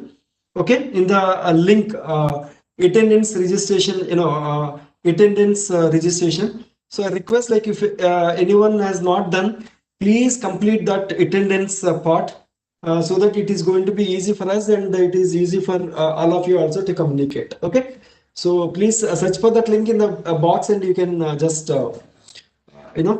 complete your attendance part. Okay, so let me start this session on this information security, on the social engineering, social networking, and financial security. Okay, so this is the fourth session of the day, social networking security and secure financial transactions, and we're also going to talk a bit about the introduction to e-learning and assessment part. So this is what the social networking. Of course, like from morning onwards, we were keep on talking on various aspects related to the social networking, social engineering, how phishing, and also in the earlier session you went all those sessions. So these are the basic things, to perform any of those attacks. So this is the channel. So nowadays, this is the channel, but to perform any such kind of activities. So keeping that in mind, whether it could be any social media, it could be any social media account, either your instant messaging tools like WhatsApp and Instagram, etc., and social networking tools, and what various other social networking tools. So these are the channels like where hackers can enter into our accounts and try to lure like whatever they can do, whatever they can do, kind of thing. Okay, so like in this particular session we are going to talk about what is social networking, what are the advantages of social networking, and disadvantages, and there are some risks which are involved in the social networking services, unless if you take the precautions. Okay, examples and some new social networking risks which are happened, and what are the guidelines and the tips where you can take care while using the social networking things. Okay, so there is a slight difference between social networking and social media. Of course, like we don't have that much time. I'm slightly differentiating. In the social media, it is almost like a one-way channel where you cannot interact. What are the things you are receiving, like you will be able to see and respond. Okay, anyone can publish in social media, and the social media and broadcast information. It is only one-way communication channel. When it comes to the social networking communication with social networking, you can communicate with any other in one way, bidirectional, multidirectional communication, one way, bidirectional, multidirectional communication in the social networking front. Okay, so what are the different types of social media platforms which we are enjoying, or which we are using as part of our personal, as part of maybe for some people official also. And when it comes to social networking, we will be using. There are so many tools. Okay, I'm just giving some popularly used. Either Facebook, LinkedIn, Google Plus, or Twitter, or Google Plus kind of thing, and micro blogging. It is again like a Twitter, Tumblr, and these are all for your kind information. Photo sharing, Instagram, Snapchat, Pinterest kind of thing, and video sharing, YouTube, Facebook. All right. So there are so many other. These are the some of the social media platforms where we use in as part of our regular professional life as well as personal life. Okay, social networking service is an online platform used to build the social networking and social relations with other people to share the similar.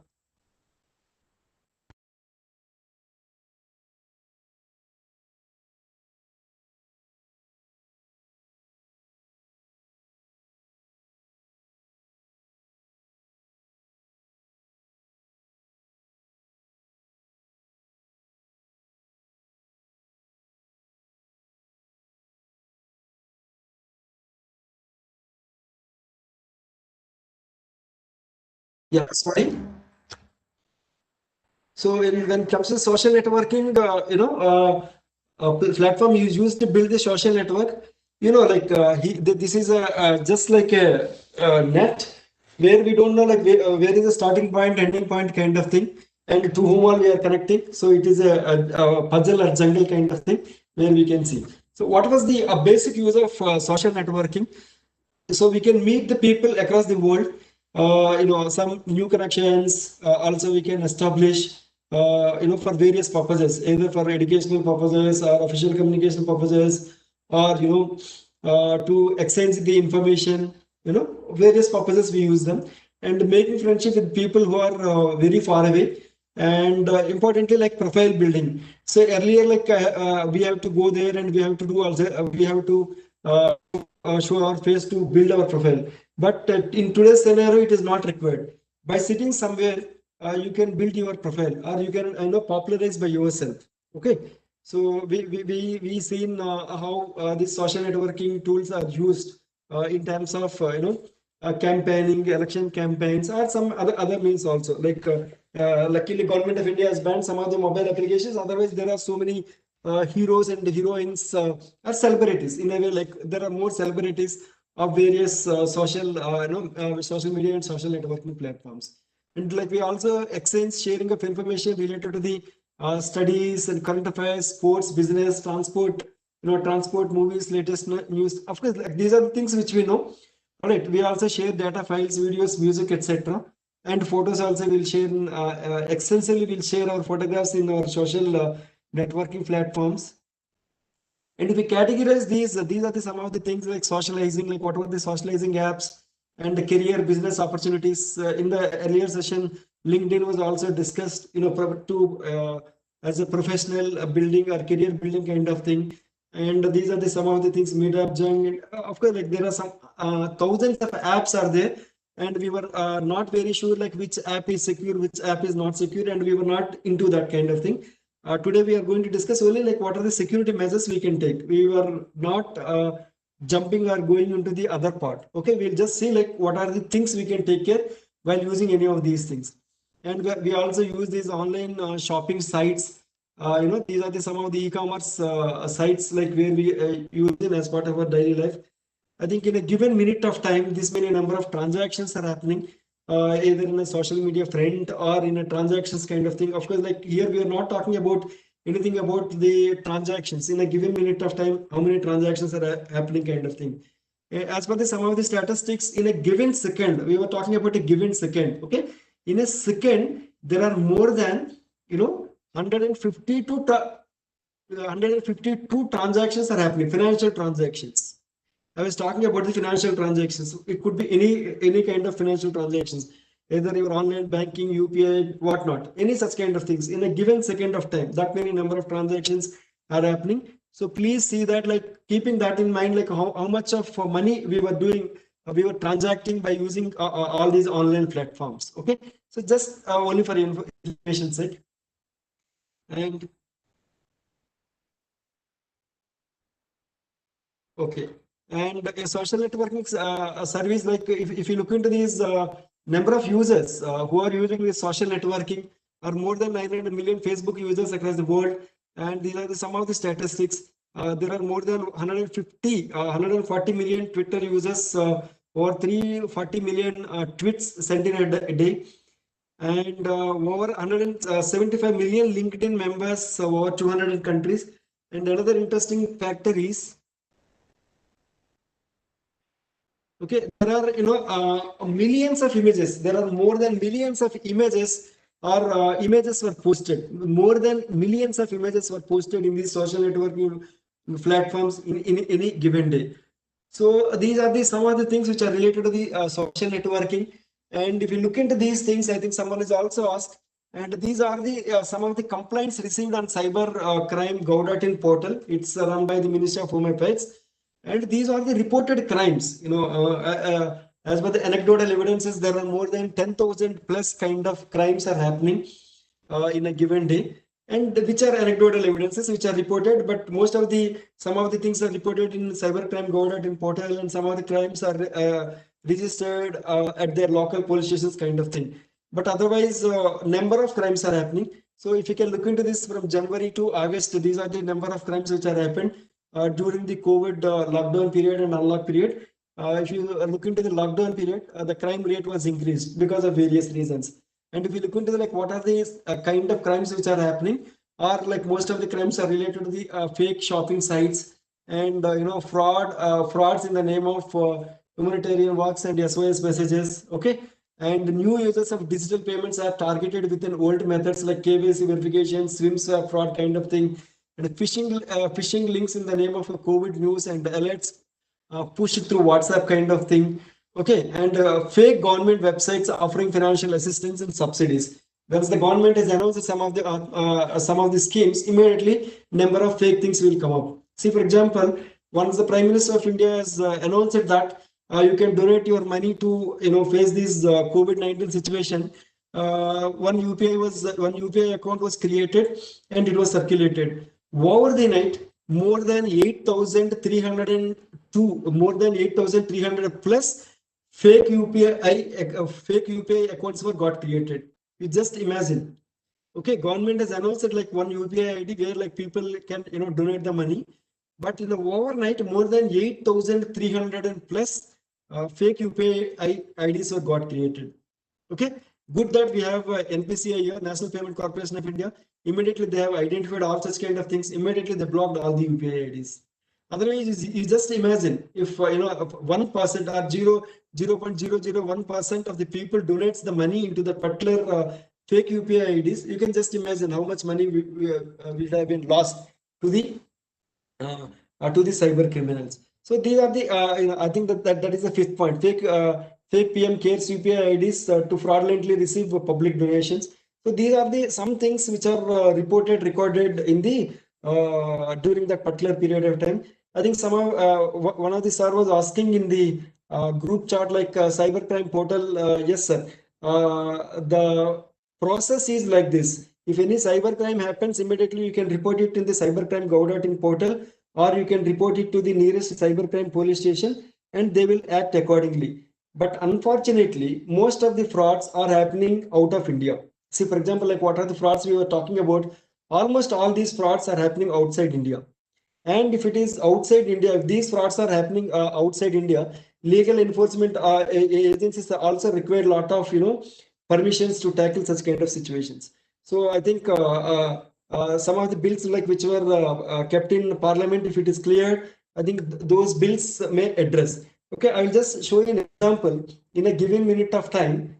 Okay, this is only for a kind information. In a given minute of time, you can just see how many cyber crimes are happening across the world, where India was also one of the, sorry.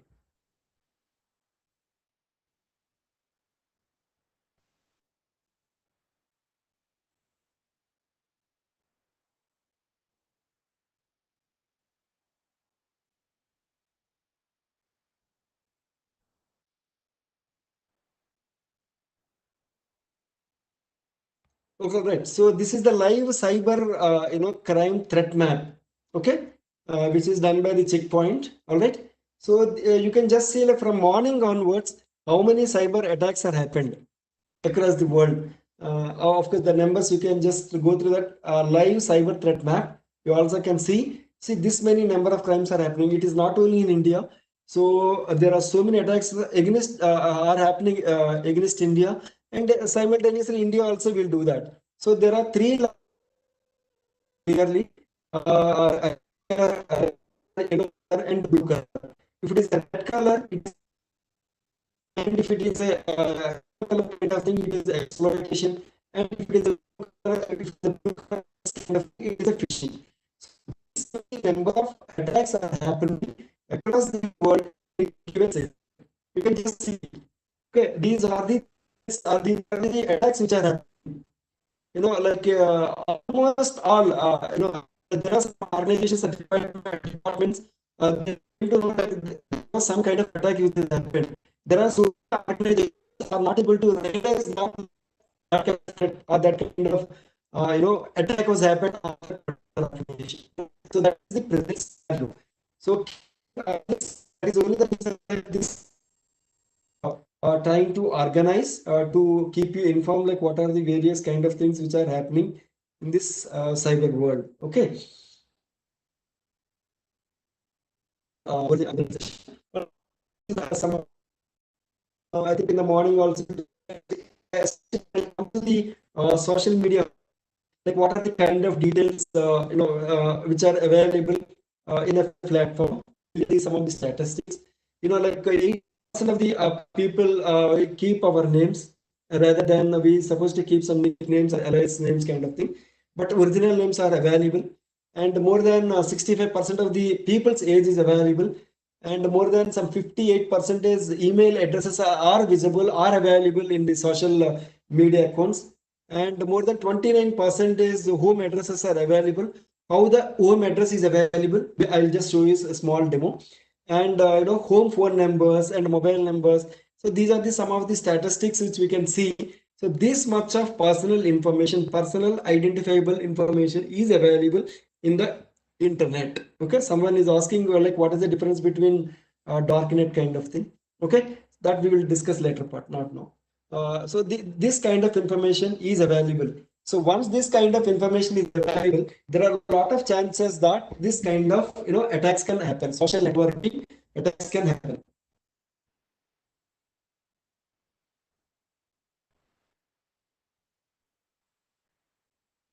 all able to see my video? Sorry, are you all able to see my screen? Please say yes or no, sir. All right, thank you. Thank you so much. All right. So these are the some of the risks in social networking, friend, cyber stalking. These are the kind of things which happens among these children, students, and women kind of thing. Which they'll use some harsh words like to do that, and the social phishing. Just now we have discussed, and cyberbullying. Threatening messages.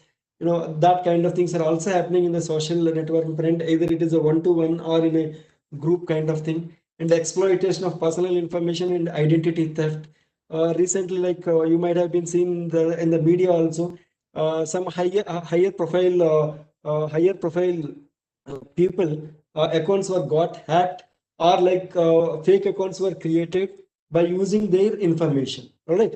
So such kind of exploitation is also happening in a very high numbers, and photographs are also taken, altered, modified.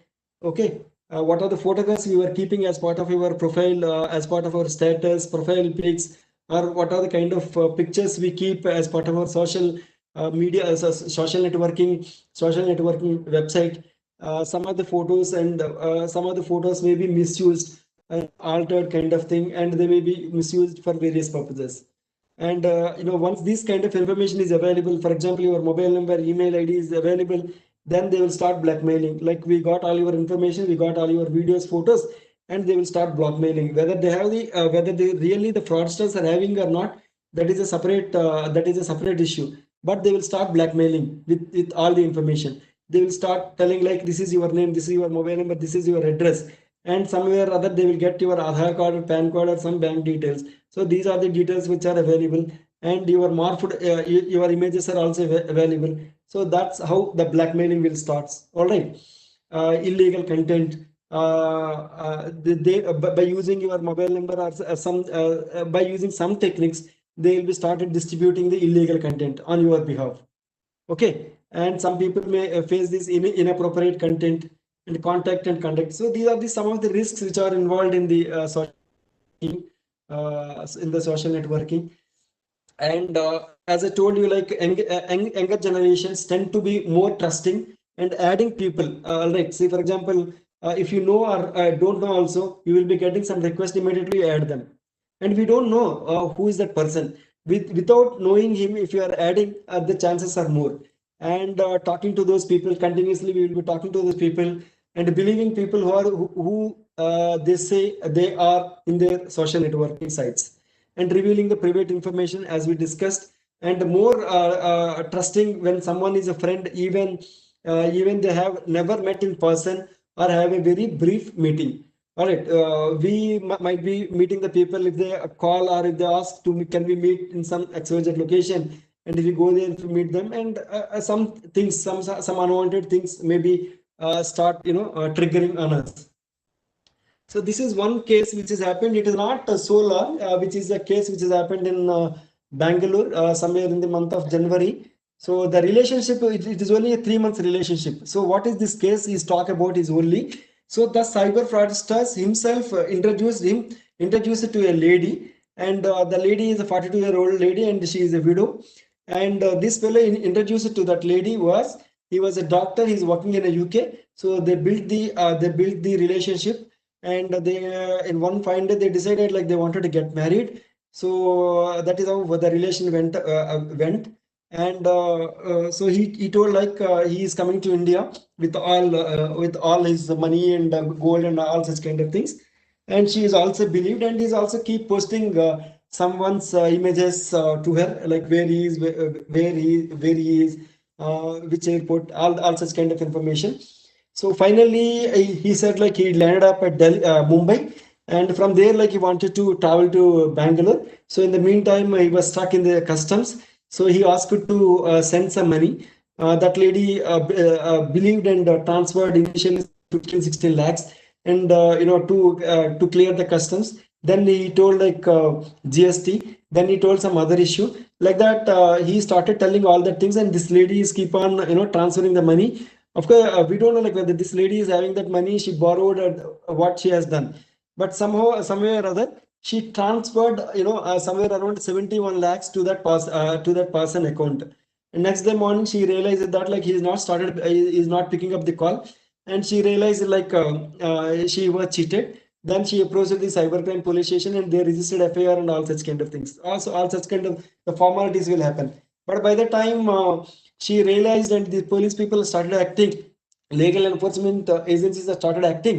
So that money, that complete money was transferred from Indian account to other accounts, right? So once the money is gone out, I also don't know exactly like what is the process to get that money back. But otherwise, initially she lost that kind of money. So these are the some of the kind of things which are happening. And this is a case, of course, like this is a bit old, but crime is remains same. Crime is remains same. So this guy made a good friendship with these two girls, and one fine day he said like his mother was not doing well, and he is having more than 200 girls are there in his Facebook account. So one fine day he triggered a message, and he asked her to, can you please transfer some money. So this guy has got some good amount of money from all these 200 contacts. If he started contributing 1,000, 2,000, 3,000, if he met that person, so like that, like he got very good amount, and next day morning he was vanished. But somehow this guy is locally, so police, legal enforcement agencies are able to identify him, but they are not able to recover the money. So by the time they wanted to recover the money, so all that money has been transferred into various other accounts. So this is what it happened. And he's a ninth class student. He's started misusing our classmates' photograph, and he was sent behind the bars. It is not that legal enforcement is not acting. Legal enforcement is acting within the country, and if it is going beyond outside the country, there are some issues like which has to be addressed. Okay, fake account was got created, and options profile of an ex Facebook. This is a boy and girl who are in very teenage. They're like where one fine day they become they're separated, and he started blackmailing that girl by using all her photographs and all such kind of things. So these are some of the things which we can see in our social networking front. Okay, of course, like I'm not talking about like what is the use of the WhatsApp security. So I'm just going to give you some two examples. Maybe all the platforms are giving this kind of security options, these kind of security options to safeguard yourself from many other things. So I'm just going to showcase some of the security measures wherein you have to take care while using this instant messaging tool called WhatsApp. Since most of the people uses that WhatsApp, so we are just focusing on that WhatsApp. Okay. So these are the screens, and if anyone wanted to do it simultaneously, you also can please, I request or encourage to do these settings so that at least you can safeguard some of your information. Okay, so once you open the WhatsApp, and you will be getting these three dots, and if you can see those three dots, if you click on those three dots, you will be seeing the option called settings. And once you click on the settings, and you will be seeing all these options. Okay, one option which we are trying to say, which we are trying to showcase you is data usage. See, for example, a lot of media was getting populated. A lot of media comes into our mobile phone, and if the mobile data is exhausted, if you want to safeguard your mobile data, you can safeguard your mobile data. And once you reach either your home, if you have a Wi-Fi over there, and you can sync so that you can download all your media. So this setting is with regard to the data usage. All right, how can you save your mobile data? Once you go back to your home, you can download all your things if the Wi-Fi is available at home. Okay, once the data usage is there, and when using the mobile data, okay, mobile data auto download, normally these things will be enabled. Either it is photo, anything, everything is enabled by using the mobile data. Now what you have to do is, so sorry how to enable these options so that you can safeguard your mobile data. So you just click on this when connected to the Wi-Fi. You just click on the when connected to the Wi-Fi, and if you click on that option, so these options will be right side screen options will be visible: photos, audios, videos, documents, and all such kind of things. So whenever you are connecting the Wi-Fi, then only you can download all these options. If you choose all these options, if you enable all these options, please say okay. Then whenever you are connecting a trusted Wi-Fi, then only the media will be downloaded in your device. Okay, so this is one option where you can set by yourself. And the second option and very important option is okay, privacy. Once you click on the settings, and there is an option called privacy. So please, I also will give you 3 to 4 seconds. If you want to make any of your settings, you can just follow these steps, and at least you can do this during the session. So once you click on the settings, there is an, are you ready to do it along with me, or like you wanted to do it later part, sir? Please say yes or no, so that accordingly I will just move on. Some of you wanted to do. Okay, thank you so much, sir. All right, thank you, sir. Okay, so please open your WhatsApp and click on those three dots. Okay, click on those three dots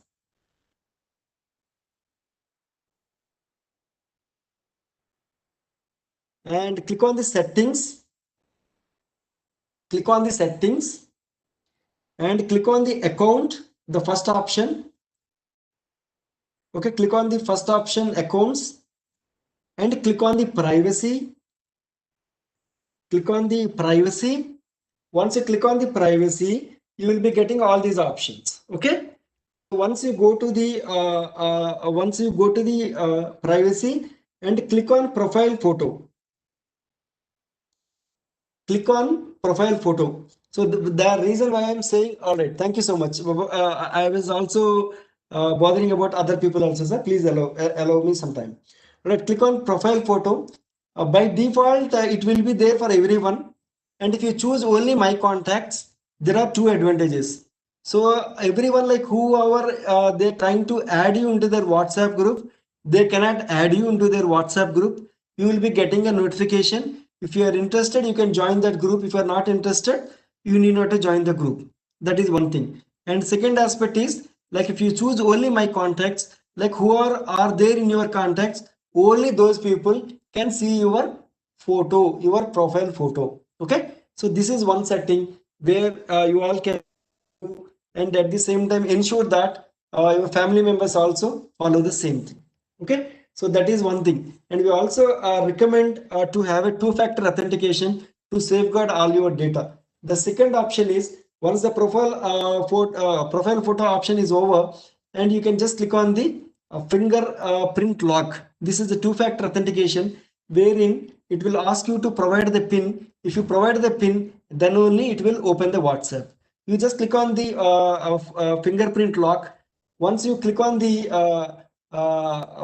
fingerprint lock, then you will be getting this two-step verification. If you click on the two-step verification, you will be getting this kind of screen. And if you click on the enable option, if you click on the enable option, you will be getting this kind of screen. There it is asking to enter the 6-digit code. Okay, if you supply that 6-digit code, and if you supply that 6-digit code, and no one can access your WhatsApp.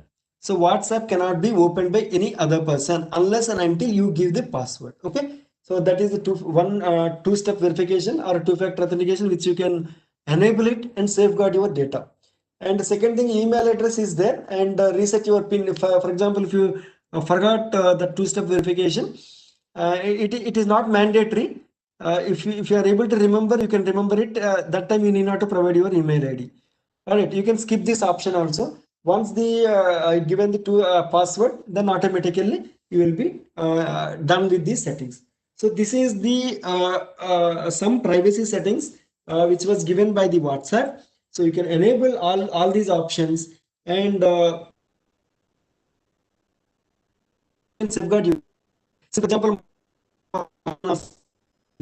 his boss got a message from some XYZ country saying like this option is available kind of thing. So you might not be getting that kind of messages if this kind of thing is enabled.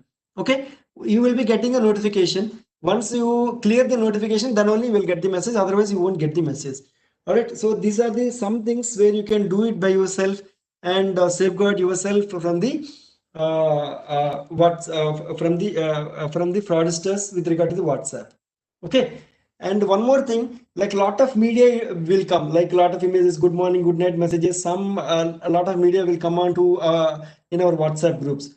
If you don't want to download, by downloading all these things, lot of your space, lot of your space will be consumed. To safeguard your space of your device, you can just follow these steps. I'll just show you so that you can follow a later part. So once again, you can just go to that group here. You just go to that particular group, like whatever the group is there. This is only possible. This group media downloading or disabling that option is available only for the groups. So please go to any group. You just click on that group info. Once you click on that group info, there is an option called media visibility. If you click on that media visibility, by default it is yes. Okay, you can just see extreme right screen. By default it is yes. So what are the good morning, good night messages, are wanted, unwanted messages, all that information will come and will be stored on your device. Sometimes it may lead to some malware attacks kind of thing, or sometimes they will start doing like what you are trying to do kind of thing. And at the same time, if you follow these options, you also can safeguard your memory. If you click on default, it is yes. And if you click on no, no media will be downloaded in your phone. Okay, if you follow these steps, okay, if you follow these steps, no media will be downloaded on your device. You also can safeguard your storage. All right, so these are the some steps wherein you can follow these things and you can safeguard your WhatsApp account. Okay, so these are the some messages. Morning, someone is mentioning, no. So he is telling like by sitting or by sitting here, you can do all these things. Okay, 2 to 3,000 rupees in a day, 10 to 30 minutes a day. New user gets the 68 rupees waiting for you to join. So they were asking this. Once you click on this, once you click on this, they may be asking some things. If once you started giving such kind of things, we have to buy unwanted issues. All right, so this is an another message, similar kind of message. And this is a message like today morning also we have received in our group. Someone has told like you have selected for this kaun banega crorepati. Of course, if now it is not there, and you also know that like you are never enrolled for this kind of scheme. And if you are getting any of these kind of hawks messages or promotional messages, ensure that like if you are not registering, if you are getting this kind of messages, and if you have started doing something, there is a lot of unwanted things it will come. So one thing which you have to do it immediately is, if you are getting any this kind of information, immediately remove. And if it is came from an anonymous users especially, immediately remove that. Okay, if you follow these things, you can safeguard your device as well as you can safeguard your financial things also. Okay, so these are the some precautionary measures where you can take care. The reason why I told you, like I also told, like don't upload your images in the social networking, in the social media or social networking sites. And if you want to check whether like whatever the image, like what are the photos are there, is anyone using your photographs or not? Right, we upload a lot of data into our various platforms. If you want to check whether this information is available, whether this kind of photo is used by only by me or anyone else, there is a website called tinei.com.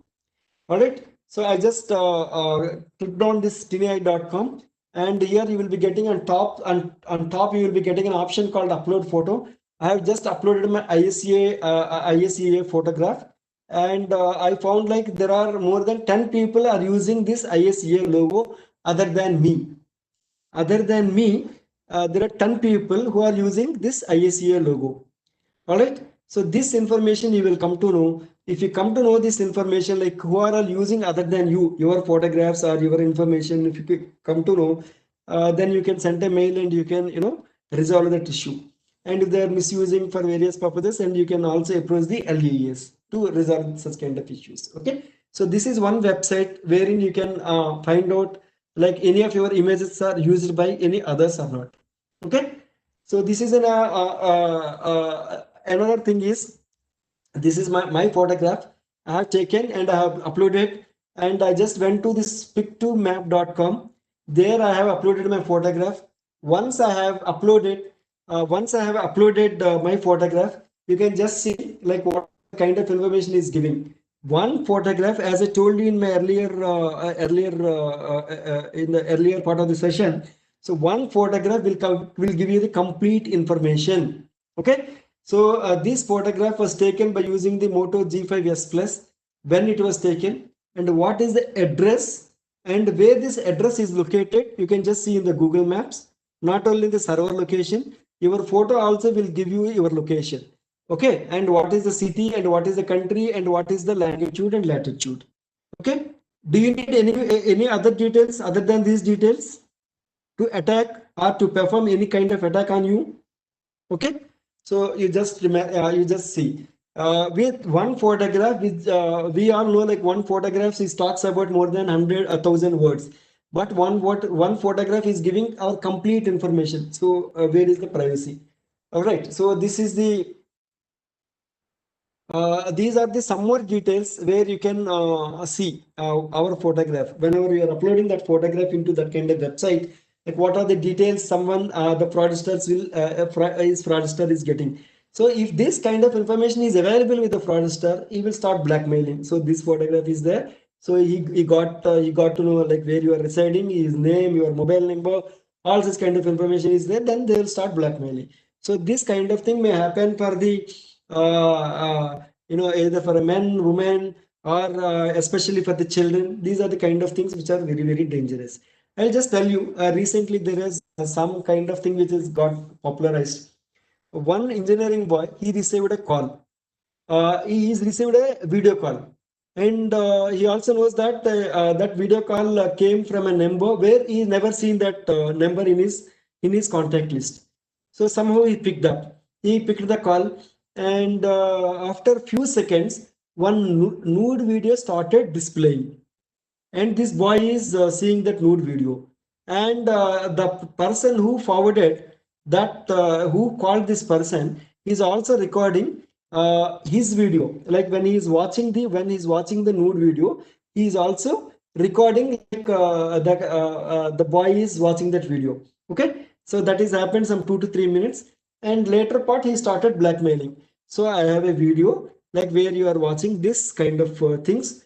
This I wanted to keep it up in your as part of your social media, and you will come to know. So that is the kind of blackmail which is started. And like whatever the money this boy is having, he's completely shared all the money, and beyond that he wanted more money. Then he is approached the people. Then they are able to trace. Okay, so these are the kind of things which are happening. So please be careful. Okay. These are the reason why is a favorite medium for hackers. And sometime back there was a vulnerability in the WhatsApp application also. All right, in 2019, there was an Israeli group who performed, WhatsApp zero-day attack on some of the high-profile people in India. They are media people, and some of them are politicians, some of them are bureaucrats. They are all, into that kind of trap.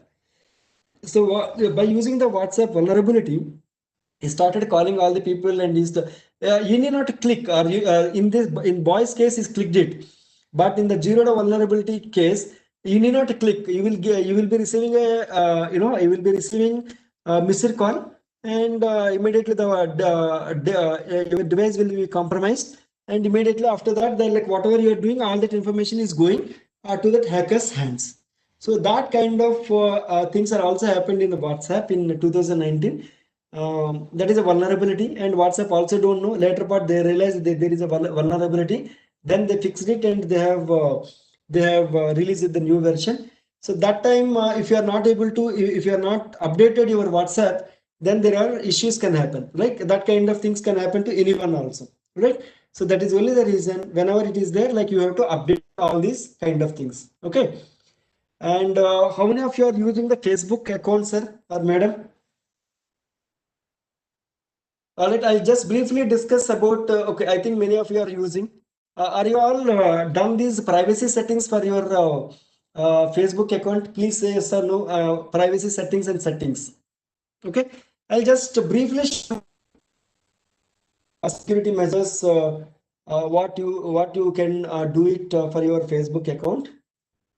I'm just going to my Facebook page.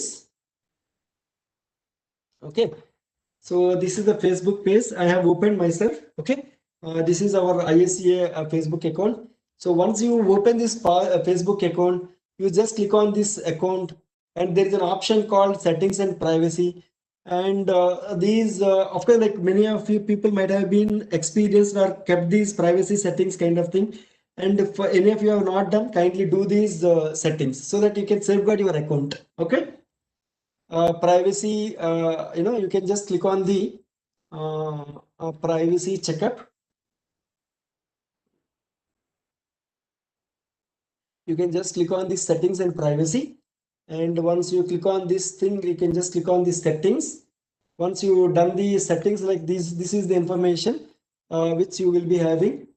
And all right, see, for example, this kind of information also is visible unless and until if you clear them, which are the places you are logged in, and which are the devices you have used to, for all your information only, we have not cleared this thing. Otherwise, as an end user, you can always remove this kind of information. So to log in this account, like what are the devices I have used and where are the locations I have used. Okay, this kind of information is always available. So try to remove this kind of information whenever you're finding like it is not required kind of thing. And along with that, you also can use two-factor authentication. Use two-factor authentication. One is the password. Second thing, either you will be getting a OTP, OTP kind of things. You can just see text message kind of thing, or authentication on the app. If you are logging in at your desktop, you also can use your mobile phone to authenticate that. So this kind of two-factor authentication is also available. Kindly ensure that this two-factor authentication is enabled to your account. Okay. So this is one thing which you can do. And importantly, these privacy settings for everyone, these privacy settings you can just see. Since it is a account like where it is a public account, that is only the reason these settings were done. Who can you send a friend request?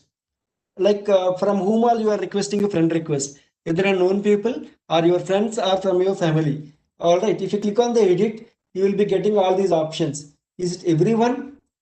All right, if you are getting these kind of requests, also it is not that like you have to accept, you can deny these things also. All right, who can see your friends list? So this is a danger. Who can see your friends list? Who all can see? So this many options are available. Why I want to, why I wanted some XYZ person to see like who are in my friends list, right? Which I don't want. So I'll just keep myself either only myself, only me, or only friends. Okay. So if you are opening it to public, so they also will see, and they'll see some of the profiles. Then they'll started chatting with them, and they will say like I came to know through this XYZ person. All right. So to avoid all such kind of things, so please keep appropriate answer, either your friend or your only me kind of thing. Okay. And this is one option where you can just see who can uh, look up using the email address. Who can see the email address? Since it is a public account, I wanted everyone should come to know like isca@cdac.in. But otherwise, you can restrict yourself. Why my personal information is required to some XYZ person? All right. Similarly, you can just do these email also only to you, only to me, only to you, or only with your friends. Who can see your phone number? All right. Who all can see that also you can restrict only to you or to your friends kind of thing. So that at least if this information is not going out of your hand, you can safeguard. But anyway, your photos are available in the somewhere in some platforms. And if your mobile number and if your phone number is also is there, then it is easy for him to create a fake profile and send fake requests to all your friends, all your relatives kind of thing. All right, so these are the kind of things, if you can do these settings so that you can safeguard your things. Who can tagging? Okay, here is also option that's friends of friends, only friends. Okay, only relatives or only me kind of thing. These settings also, if you can do all these settings, at least some 20 to 30 percentage, you can safeguard your account. One is two-factor authentication and all these privacy settings and all these security options. If you enable all these things, you can safeguard all your information. Okay, so this is what with regard to the Facebook. Am I are you all able to follow me, or like is there any issues? Kindly let me know by saying yes or no. Are you all able to follow me? All right, thank you so much. I want the response from everyone, please. Okay, at least then I'm confident that yes, like sir, all officers are following me, so that I will get motivation so that I can continue my session. Okay, thank you so much. So these are the some of the settings, log out of the Facebook remotely, and you also can, if it is office system is there, and from your mobile also you can log out your things, and you can just see all these options. And if anything has happened, if any unfortunate thing is happened to any of your Facebook account, so this is the address, facebook.com/hacked. Once you click on this /hack, and you will be getting this option. They will be asking some of these details. Once you provide these details, there are chances that they may recover your account.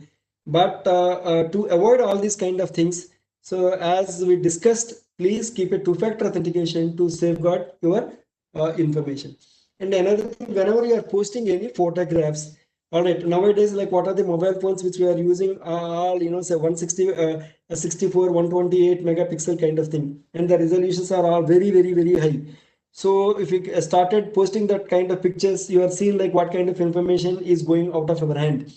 So to avoid all such kind of information, so please keep, only group photos rather than individual photos to safeguard, especially women and girl children. Please post only the this is not only, this session is not only meant for you, this is for your family members and your colleagues also.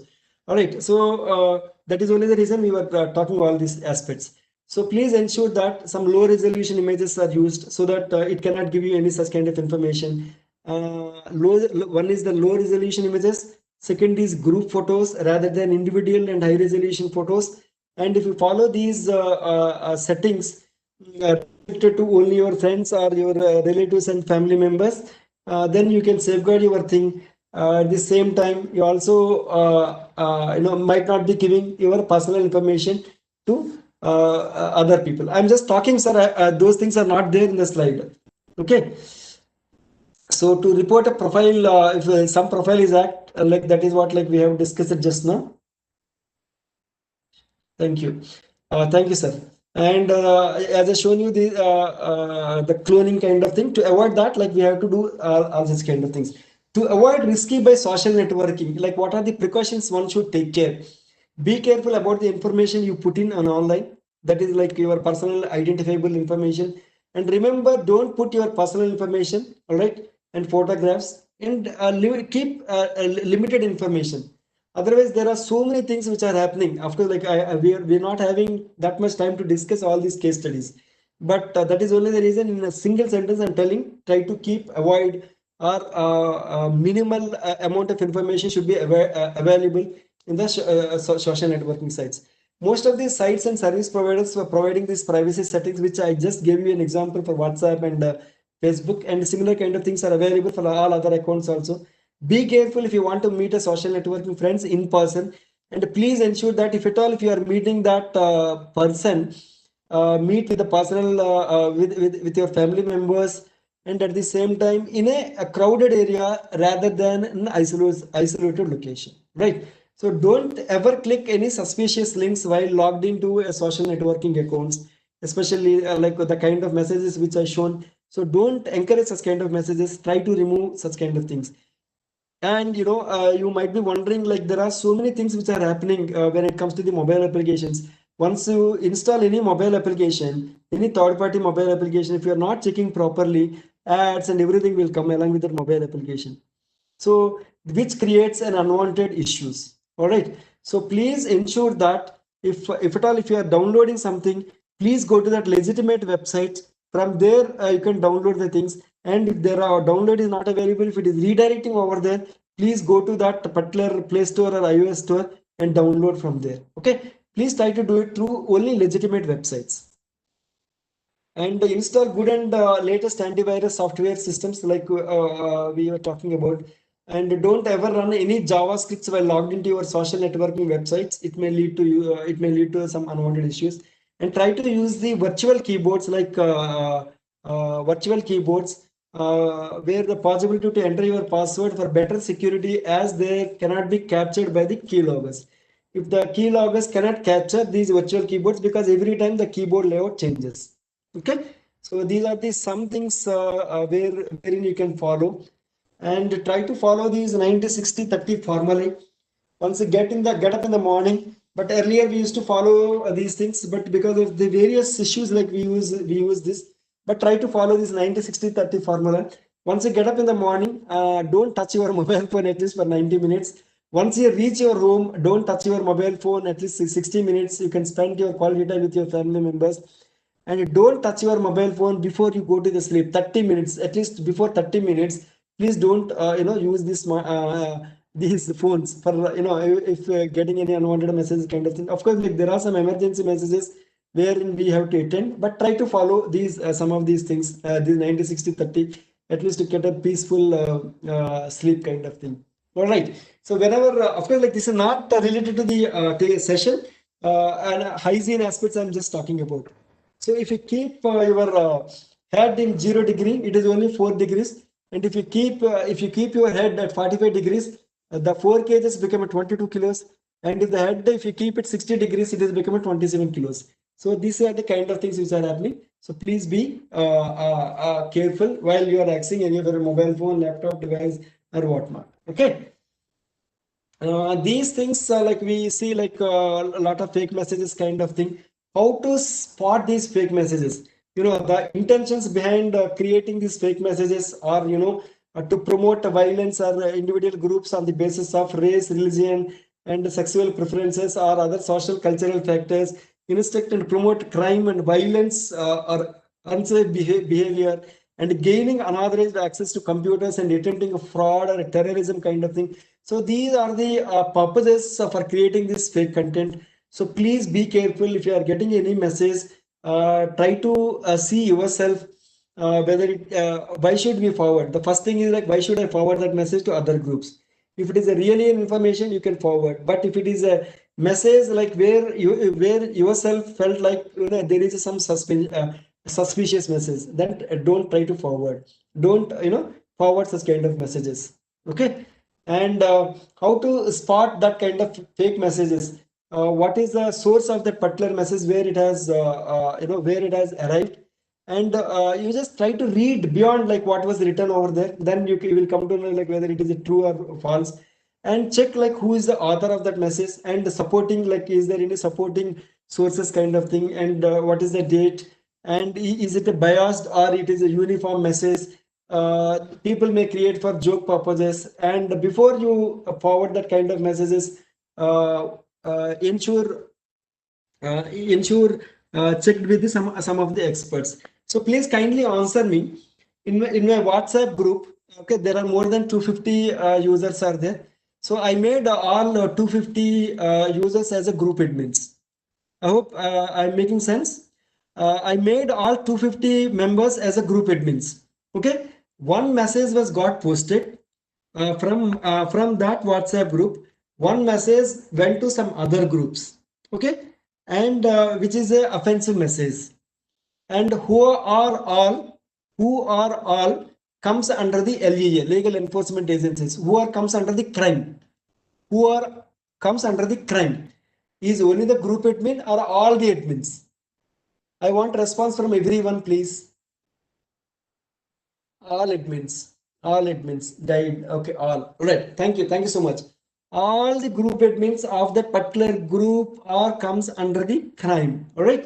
So that is the reason. If at all if you are creating, you can just make everyone as a group admins, so that you that group might not forward any unwanted messages to all other people. All right, sir. Thank you so much, all sirs and madams, for your response.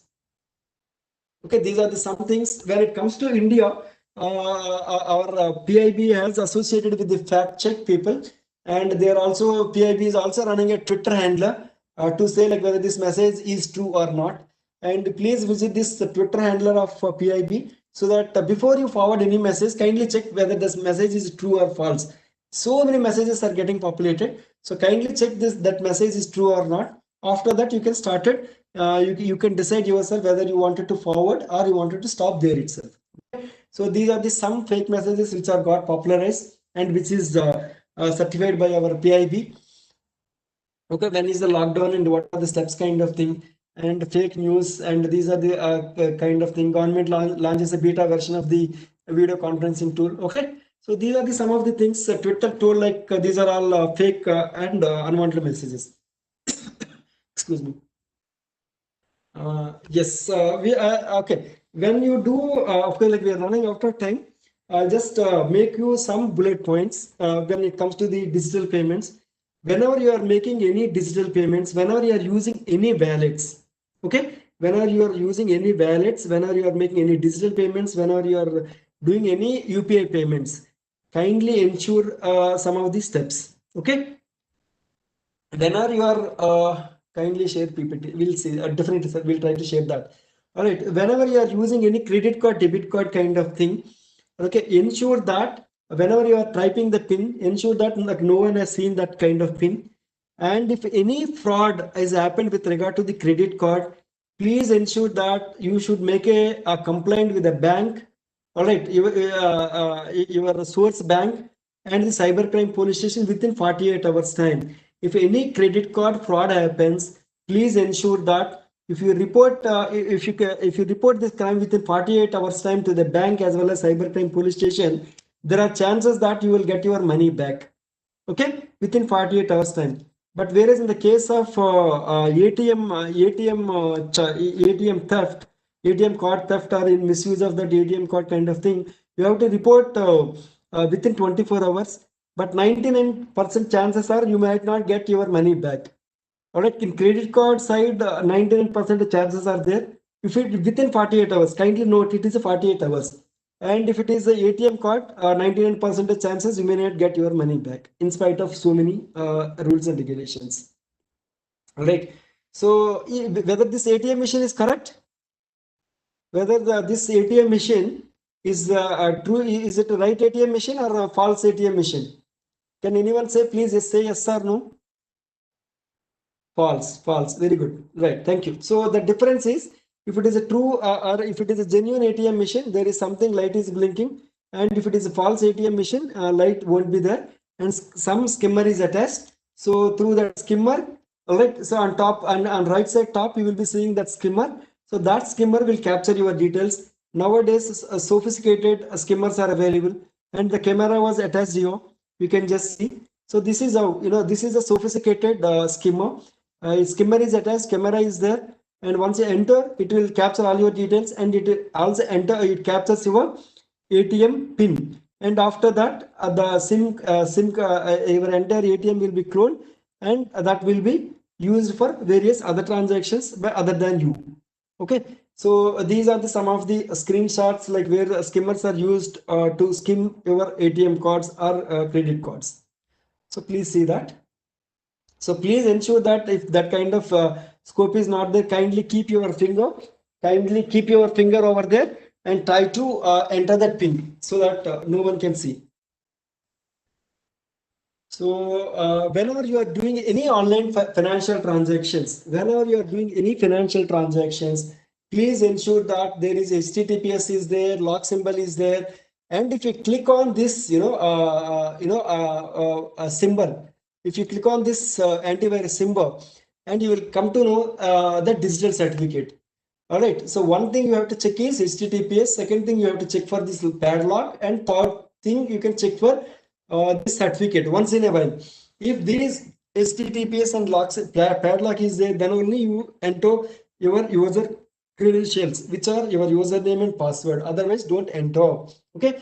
Please try to check this digital certificate whether this digital certificate is there or not. Now also you can just log in and you can just see if you get this kind of symbol. If you click on that symbol, this digital certificate will be visible so that you can see the validity. If the see this digital certificate validity is that 2022. In the morning also someone was asking if most of the government sites doesn't have a digital certificate. Yes, there is a that is the risk, sir. That is how the hackers are attacking on the government websites.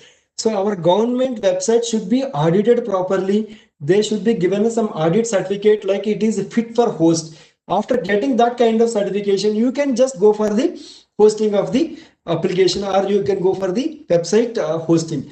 If you are doing without doing any such kind of things, and anyone can enter into your website and can steal all your information. Okay, so that kind of things are there. Now the governments are also very careful. They are also doing all these audit processings, and after that they are going for hosting of the website kind of thing. So please ensure that these three things should be there or not: HTTPS and padlock symbol are there or not before you enter your before you do for any of your online transactions. Okay, so please be careful.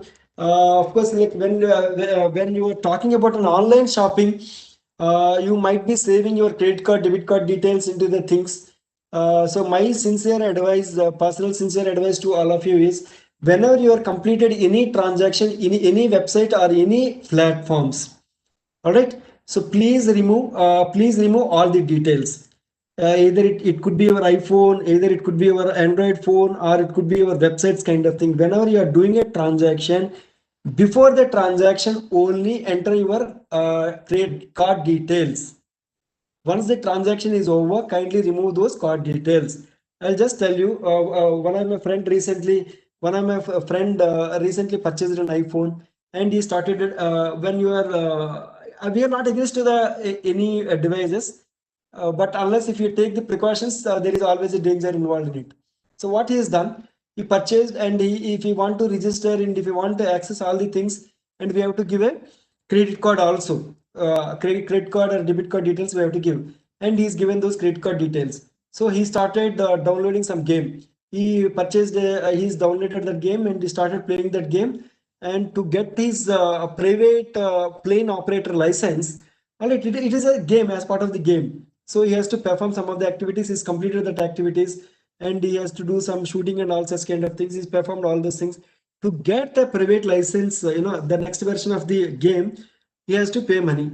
So he thought like it is going to be free. He just clicked on yes, and they started deducting the money. One case was also registered recently. That mother lost 61 lakh rupees. Okay, so these transactions, since these games are developed outside India, when any international transactions are happening, for international transactions, they need not require your CVV, expiry date, OTP kind of thing. Okay, any international transaction, your card number is sufficient. Any international transactions, please remember this point. For any international transaction, your card number is sufficient. They don't require your CVV, expiry date, and OTP kind of thing. So that is how he lost money. And if you make a complaint also, we were not very sure, because you are already agreed for the terms and conditions of the game. Okay, you might not get the money also. So these are the kind of things which happens. And when it comes to the online shopping also, once you completed the transaction, remove that card details. Since those details are there, okay, in this particular game, your credit card details are there. In other games, there also, if you want to move to the next level, they also look for some kind of money. So the money, these details, they will collect it, from the device, like where those details are saved. So from there they will collect and they will start deducting the thing. And immediately you won't be getting any alert also. If you're not getting any alert also, you will come to know only when the statement is generated. And if it is goes beyond 48 hours, as I told you in the earlier in my earlier session, you might not be make any complaint also as per the RBI regulations. Okay, so please ensure that know where your details are saved, especially any of your wallets or any of your caps, cab apps kind of thing. Okay, of course, like you can just see like email support, eBay support at gmail.com, and eBay is a very big website. He might not be they might not be running Gmail kind of thing, but this is the actual, and this is the this is the fake email ID. If you are getting any such kind of things, there are some issues are involved. You can just see this is a fake mobile app. Okay, so this mobile phone is available for 4,000 rupees only, and if you click on that buy, uh, they will be collecting your payment details, and if you say yes, the money will be deducted. At the same time, the details also will go up, because this is not a original Amazon website. Okay, you can just click on that. You can just see Amazon-o-sale.tech. This is the forged or fake website. All our details goes to this website, so you can perform any of the kind of things. Okay, so this is another kind of thing. I got a message saying that this Luxo Rada watch is available only for 10,000 rupees. So these are the some of the things which we get these links frequently. If you are trying to access all this kind of information, there are always some kind of dangers are involved. So before purchase any such kind of things, kindly see the reviews. And in the review, it is telling very clearly it is a fake website. They are selling all fake watches on the name of that particular company. Okay, so these are the some things where we can see. If I go further, URL void, by using the URL void link, you will come to know like what is the thing. And if you further, if you look into that, the website name is Luxorify only, and once you enter the payment details, it is going to this website. So they're trying to collect all your details. Okay, once the details are gone, and they may start misusing for various purposes also. In the COVID-19 period, these are the some of the examples where we can see like the mobile phone, mask, sanitizer, and all such kind of things are happened. And so please be careful while if you are getting any such kind of messages, don't click or don't entertain such messages. Kindly remove such images immediately from your things. Okay, so this is a mail. It is almost looks accounts alert at amazon.com. All right. So only this part you will be seeing, and this part you might not be seeing. Since I have enlarged, you will be seeing all these things. So this is a beautiful mail. So kindly update the details. So he's asking your username, password, and all your details. Once you enter all your details, so immediately will say like your account has been recovered. Your secure will be account will automatically logged off. Then if you check this information, this is login info, account setting, update, all this information, it is not belonging to the Amazon at all, but this is a fake spoofed website created on the name of Amazon, and they're trying to collect all your details in this particular fashion, right? So once the details are gone out of our hand, and there are so many things can happen. Okay, so please ensure that whenever you do any kind of things.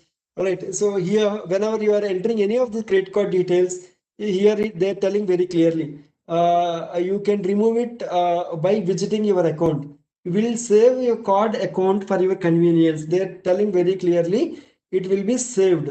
You have to go back to your account settings and remove all that kind of information from that particular account. Okay, so these kind of things, if you do by yourself, you can aram say safeguard some of these things. Okay, so with this we will move on to, oh, of course there are so many things, but we will move on to e-learning. Okay,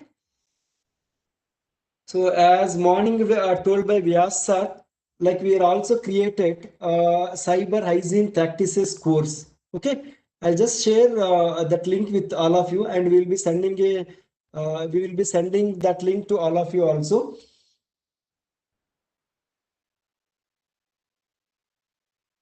Infosec awareness.in Saib. Okay, CIBHYG. This is the website link. If you click on that, this if you click on the link, it is taking you to the cyber hygiene course. So yourself and all your colleagues are also can attend this course. So this is a cyber hygiene course offered as part of these things. And once you click on this login, okay, it asks your username, password, and if you're the first time, you can register yourself, and it asks some details. Once you provided those details, you are allowed to access this information. Okay, this is a 2-hour e-learning module.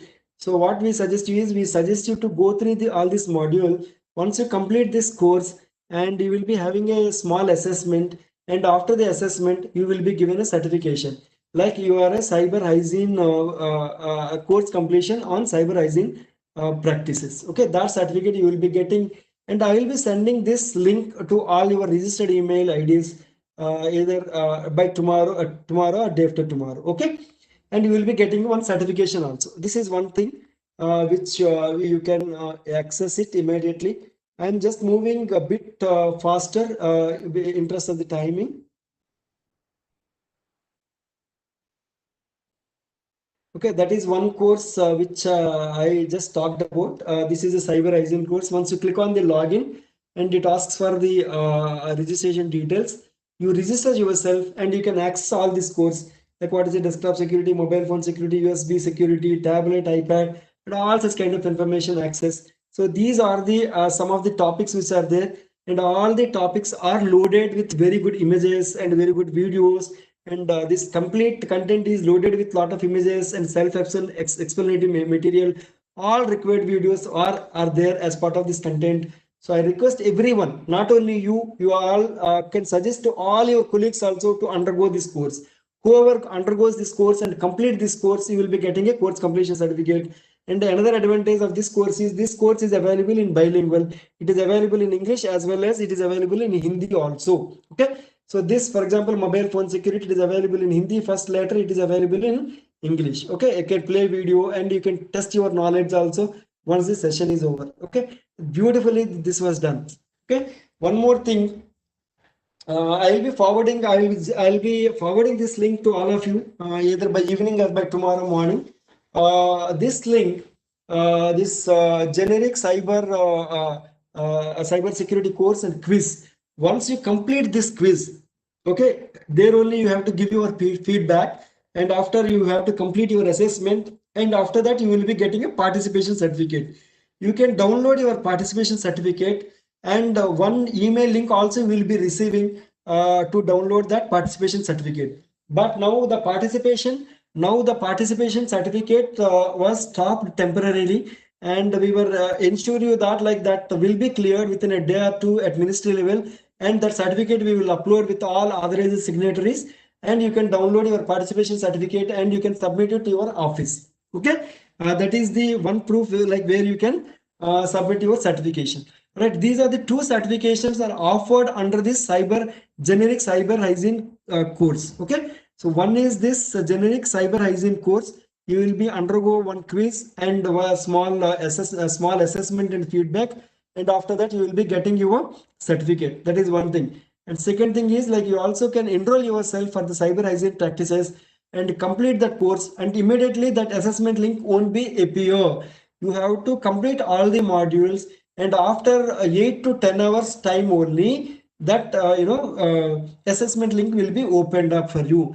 Once the assessment link is opened up, you can give the assessment, and you can download your you can complete your assessment, and you can download your certification also. So these are the two certificates which you are going to get out of this from this courseware. Okay, so with this I just wanted to close here. Of course, like, we are running out of time. uh, I request all of you, please support me for take some of the questions. Okay. Sir, in 2007, my credit card was hacked after using in POS in a local store. The numerous transactions were made in the foreign currency in 3 minutes. I received some SMS every transaction. I called the CC bank, lodged a complaint immediately. Fortunately, I was not at loss. Very good, sir. Thank you. Thank you so much, Abhijit, sir, for sharing your experience. All right. So if any such kind of fraud is happened, if you complain within 48 hours time, and banks are also watching the kind of transactions. If the transactions are happening international transactions, they are also checking, and after that only they are authorizing. And recent RBI guidelines, all your credit card, debit card details, or all international transactions are disabled. Okay, this is one good news to all of us. All international transactions are disabled by default. It is disabled. If you want to enable, you have to enable. Otherwise, by default, it is disabled to, a safeguard. The government has taken a decision, and the RBI has implemented that. And with that, like all our at least some kind of money was safeguarded. Okay, that is one good case. Thank you, Abhijit sir, for sharing. Sir, where can we download the certificate of participation? All right. Thank you, sir. Yes. So I think remaining questions are with regard to the questions only that we will. I will be sending a mail to all of you, sir, by tomorrow afternoon or evening. Once the certificate is updated in both the courses, I will be sending a complete mail. Your mail comprises your 4 hour this assessment and cyber hygiene practices, that link, and all these material, like what are the presentations you are seeing now. All these presentations also we make it available in the website, and that link also we will share it with you, so that you can download all the presentations and you can use it for your official purposes. Okay, so these things we are going to do it within a day or two. So please wait till that time. Once the certificate is finalized, we will share the certificate with links with all of you. And we also request to join in that Telegram group, so that we will keep you updated with the latest cyber security issues. And we also can discuss some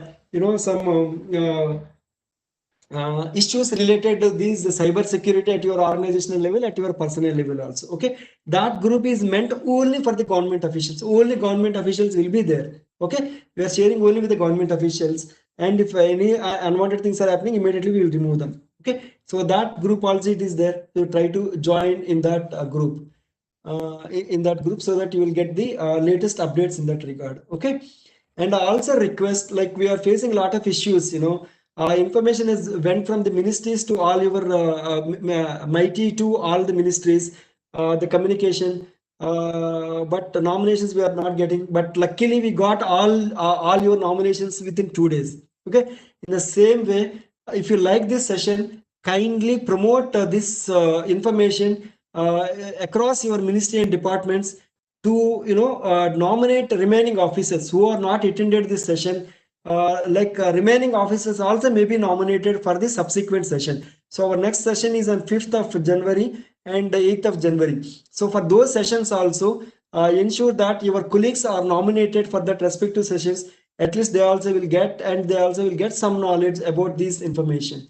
All right, at least I also request all the officers who, whatever you learned today, at least ensure that that information is passed on to your colleagues, to your family members, and please be safe in this digital world and in the digital platform. Okay, sir, one shopping payment, if I make a payment by net banking, is it safe? Okay, sir, any transaction, if you do a in a two-way manner. See, for example, you purchased something in an online website. Don't pay money directly there. So try to pay through a UPI payment or wallet kind of thing. Okay, if you follow these one two step payment, then there is some kind of security also. If someone is wrong, other one may be correct. Okay, if both the people are compromised, then we can't do anything. But if you are making any payment in a two-way, so one is once the purchase is done, and if you do it through a wallet, and wallet may not be having a money, there you can fill the wallet. After that, like wallet will pay the money. Okay, here there are two steps the payment was made. Okay, if one person is compromised, the other person can safeguard you, and both are compromised, we can't do anything. So if you make this kind of habit as part of your payments, this also will save some of our money. Okay. uh, yes, in Windows Defender is enough as an antivirus if updated. Yes, Windows Defender is a good, sir. But if at all, if you are doing any financial transactions beyond thing, and if you have any other antivirus software also, it will be good. But it is not that like Windows Defender is also good, but ensure that like both your operating system as well as Windows Defender should be updated on regular basis. Wallet based payments, yes, wallet based payments also you can make it, but don't attach any credit card to the payment wallet. Try to keep a bearable amount. See, for example, as of my capacity, I can bear only some 4,000, 5,000 rupees. So I'll keep only 5,000 rupees as part of the wallet and I'll try to make the payment. Okay. So try to keep a minimal amount in that wallets and do the transactions. Whenever it is required, you load the wallet and try to do that transactions. Okay.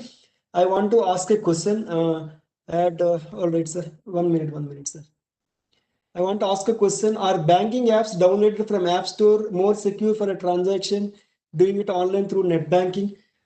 Sir, mobile apps also you can do download and you can do the transaction, but ensure that that mobile app is downloaded from the particular website only.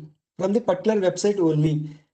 If you download the app from the particular website and you can do the transactions, that is a good only. And more than one antivirus affect the performance. Is it correct? No, I have not went through any such kind of statements, sir. Google Pay, is it safe? Sir, in this world, nothing is safe, sir. But only thing is like, as I told you, like if you have these two-factor authentication and if you follow these, some of these security measures which are offered by the particular app, all everyone is technology is same, methodology is same, and the kind of security features only we have to look into it, and accordingly you can choose your options, sir. Okay. So may I request at least one or two officers to please give your feedback. The people who are there from the morning to evening. Okay.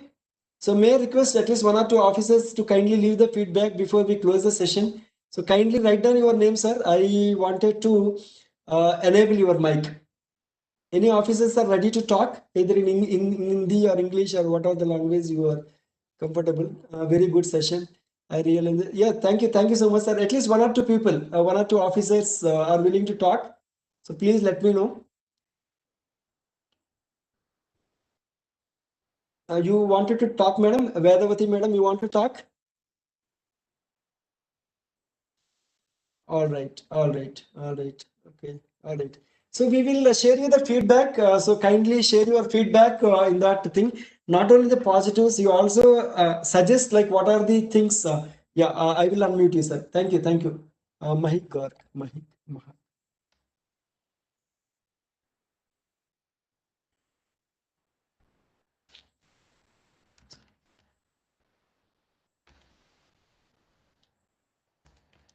Mahik sir, I have unmuted you. Please Yeah, continue, sir. sir. Good evening, sir. I'm Dr. Mehak, and I was in this session since morning 10 a.m. till now, and I found it very useful. And there are literally so many things that I learned today. I didn't knew that there's so much of we are so much prone and vulnerable to such kind of attacks and cyber crimes on the internet. And I like passphrase was one good thing that I got to know today, and digital footprints was very good. Another, then I got to know about so many good extensions that Kajal Kashyap madam had given. And then in your PPT, sir, you talked about pick to map, which I was really amazed to see that just by uploading one photo, there's so much of information on the internet that we are giving. Yes, ma'am. Yes, ma'am. So, All sir, right. the session was very useful. So it was wonderful. Thank you. Thank you so much, ma'am. Thank you so much for your wonderful feedback, and it was very encouraging to us. All right. Thank you, ma'am. Thank you so much. Thank you so much, sir. Thank you so much, ma'am. All right. So we will be sending that mail. So kindly share all your feedback in the feedback form and try to complete that assessment and download both your certificates, sir. And as I requested, our next sessions are there lined up for 5th and 8th. So if possible, please try to nominate the remaining officers also along with the other officers. Thank you. Thank you so much. Any other officers wanted to say a few words about the session, sir? Any other officer? All right. Thank you. Thank you so much. Yeah, we will be sharing that links also, sir, with you. The session links also we will share it with you. Mahendra Prasad, sir, you wanted to Mahendra Prasad. Okay. This is the last thing.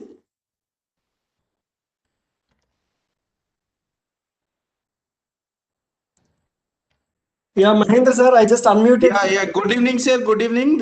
I just wanted to share my feeling about the course. It was very nice, and we have learned so many things by your course. And like being an organization from MOD, like we will try to implement whatever we have learned from your this session. From morning session was really very nice. Both the session was very good. All right, sir. Thank you. Thank you. Thank you so much, sir. Thank you. Okay. Kiran Kumar want to talk. All right, sir. I'll just enable the mic, sir.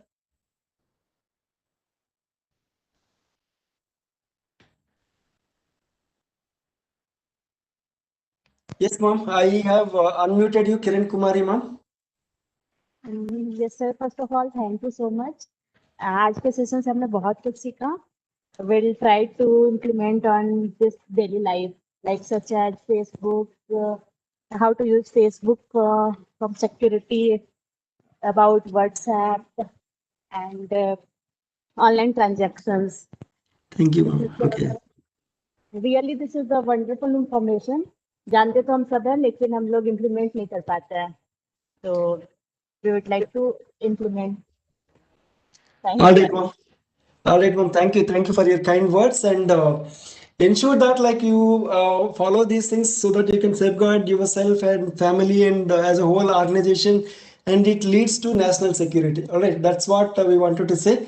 So with that, a few things like we thank all the officers who is patiently listening all our sessions without any breaks. For patiently listening the session from morning 10:30 onwards till 5 o'clock. So I hope you all enjoyed these sessions and learned something. Try to implement these things. So we request to follow everyone. So once again, we thank all the officers for joining and encouraging us with your feedback and with your interactiveness during the session. Right. Whenever we ask any question, kind of thing, immediately used to respond. Such kind of thing. Definitely, it encourages a lot to do more and more. Right. So thank you very much once again to all the officers for patiently listening and spending your valuable time for this session. All right. So once again, I thank all the people, bottom of my heart, and we also thank Ministry of Electronics and Information Technology for implementing this such kind of wonderful project and bringing all the people into a single platform. Especially Sri Sanjay Kumar Vyas sir, he is officer and special duties to Secretary MeitY, and is also HOD for e-learning division, e-learning division. And Surendra sir, Savita Utreja ma'am, Ranjan sir, Tulika Pandey ma'am, all the MeitY officials, especially our colleagues, Sri Chandan, as Sarma sir, like who is also there as part of this session. All right, so we thank Lakshmi Iswari madam and Murthy sir for their inaugural session and active, wonderful sessions by CHS Murthy sir and Kajal Kashyap, Professor Valli Kumari madam, of course myself. All right. So with that, like, we thank you all of you for joining this session and keep in touch with us in that Telegram group, as well as like we are going to keep in touch with you through email. All right. Thank you once again, and all of you, please take care of yourself during these difficult times. Okay. Thank you so much. Let's close this session. With all your kind permission, we are going to close this session. Thank you. Thank you, sir.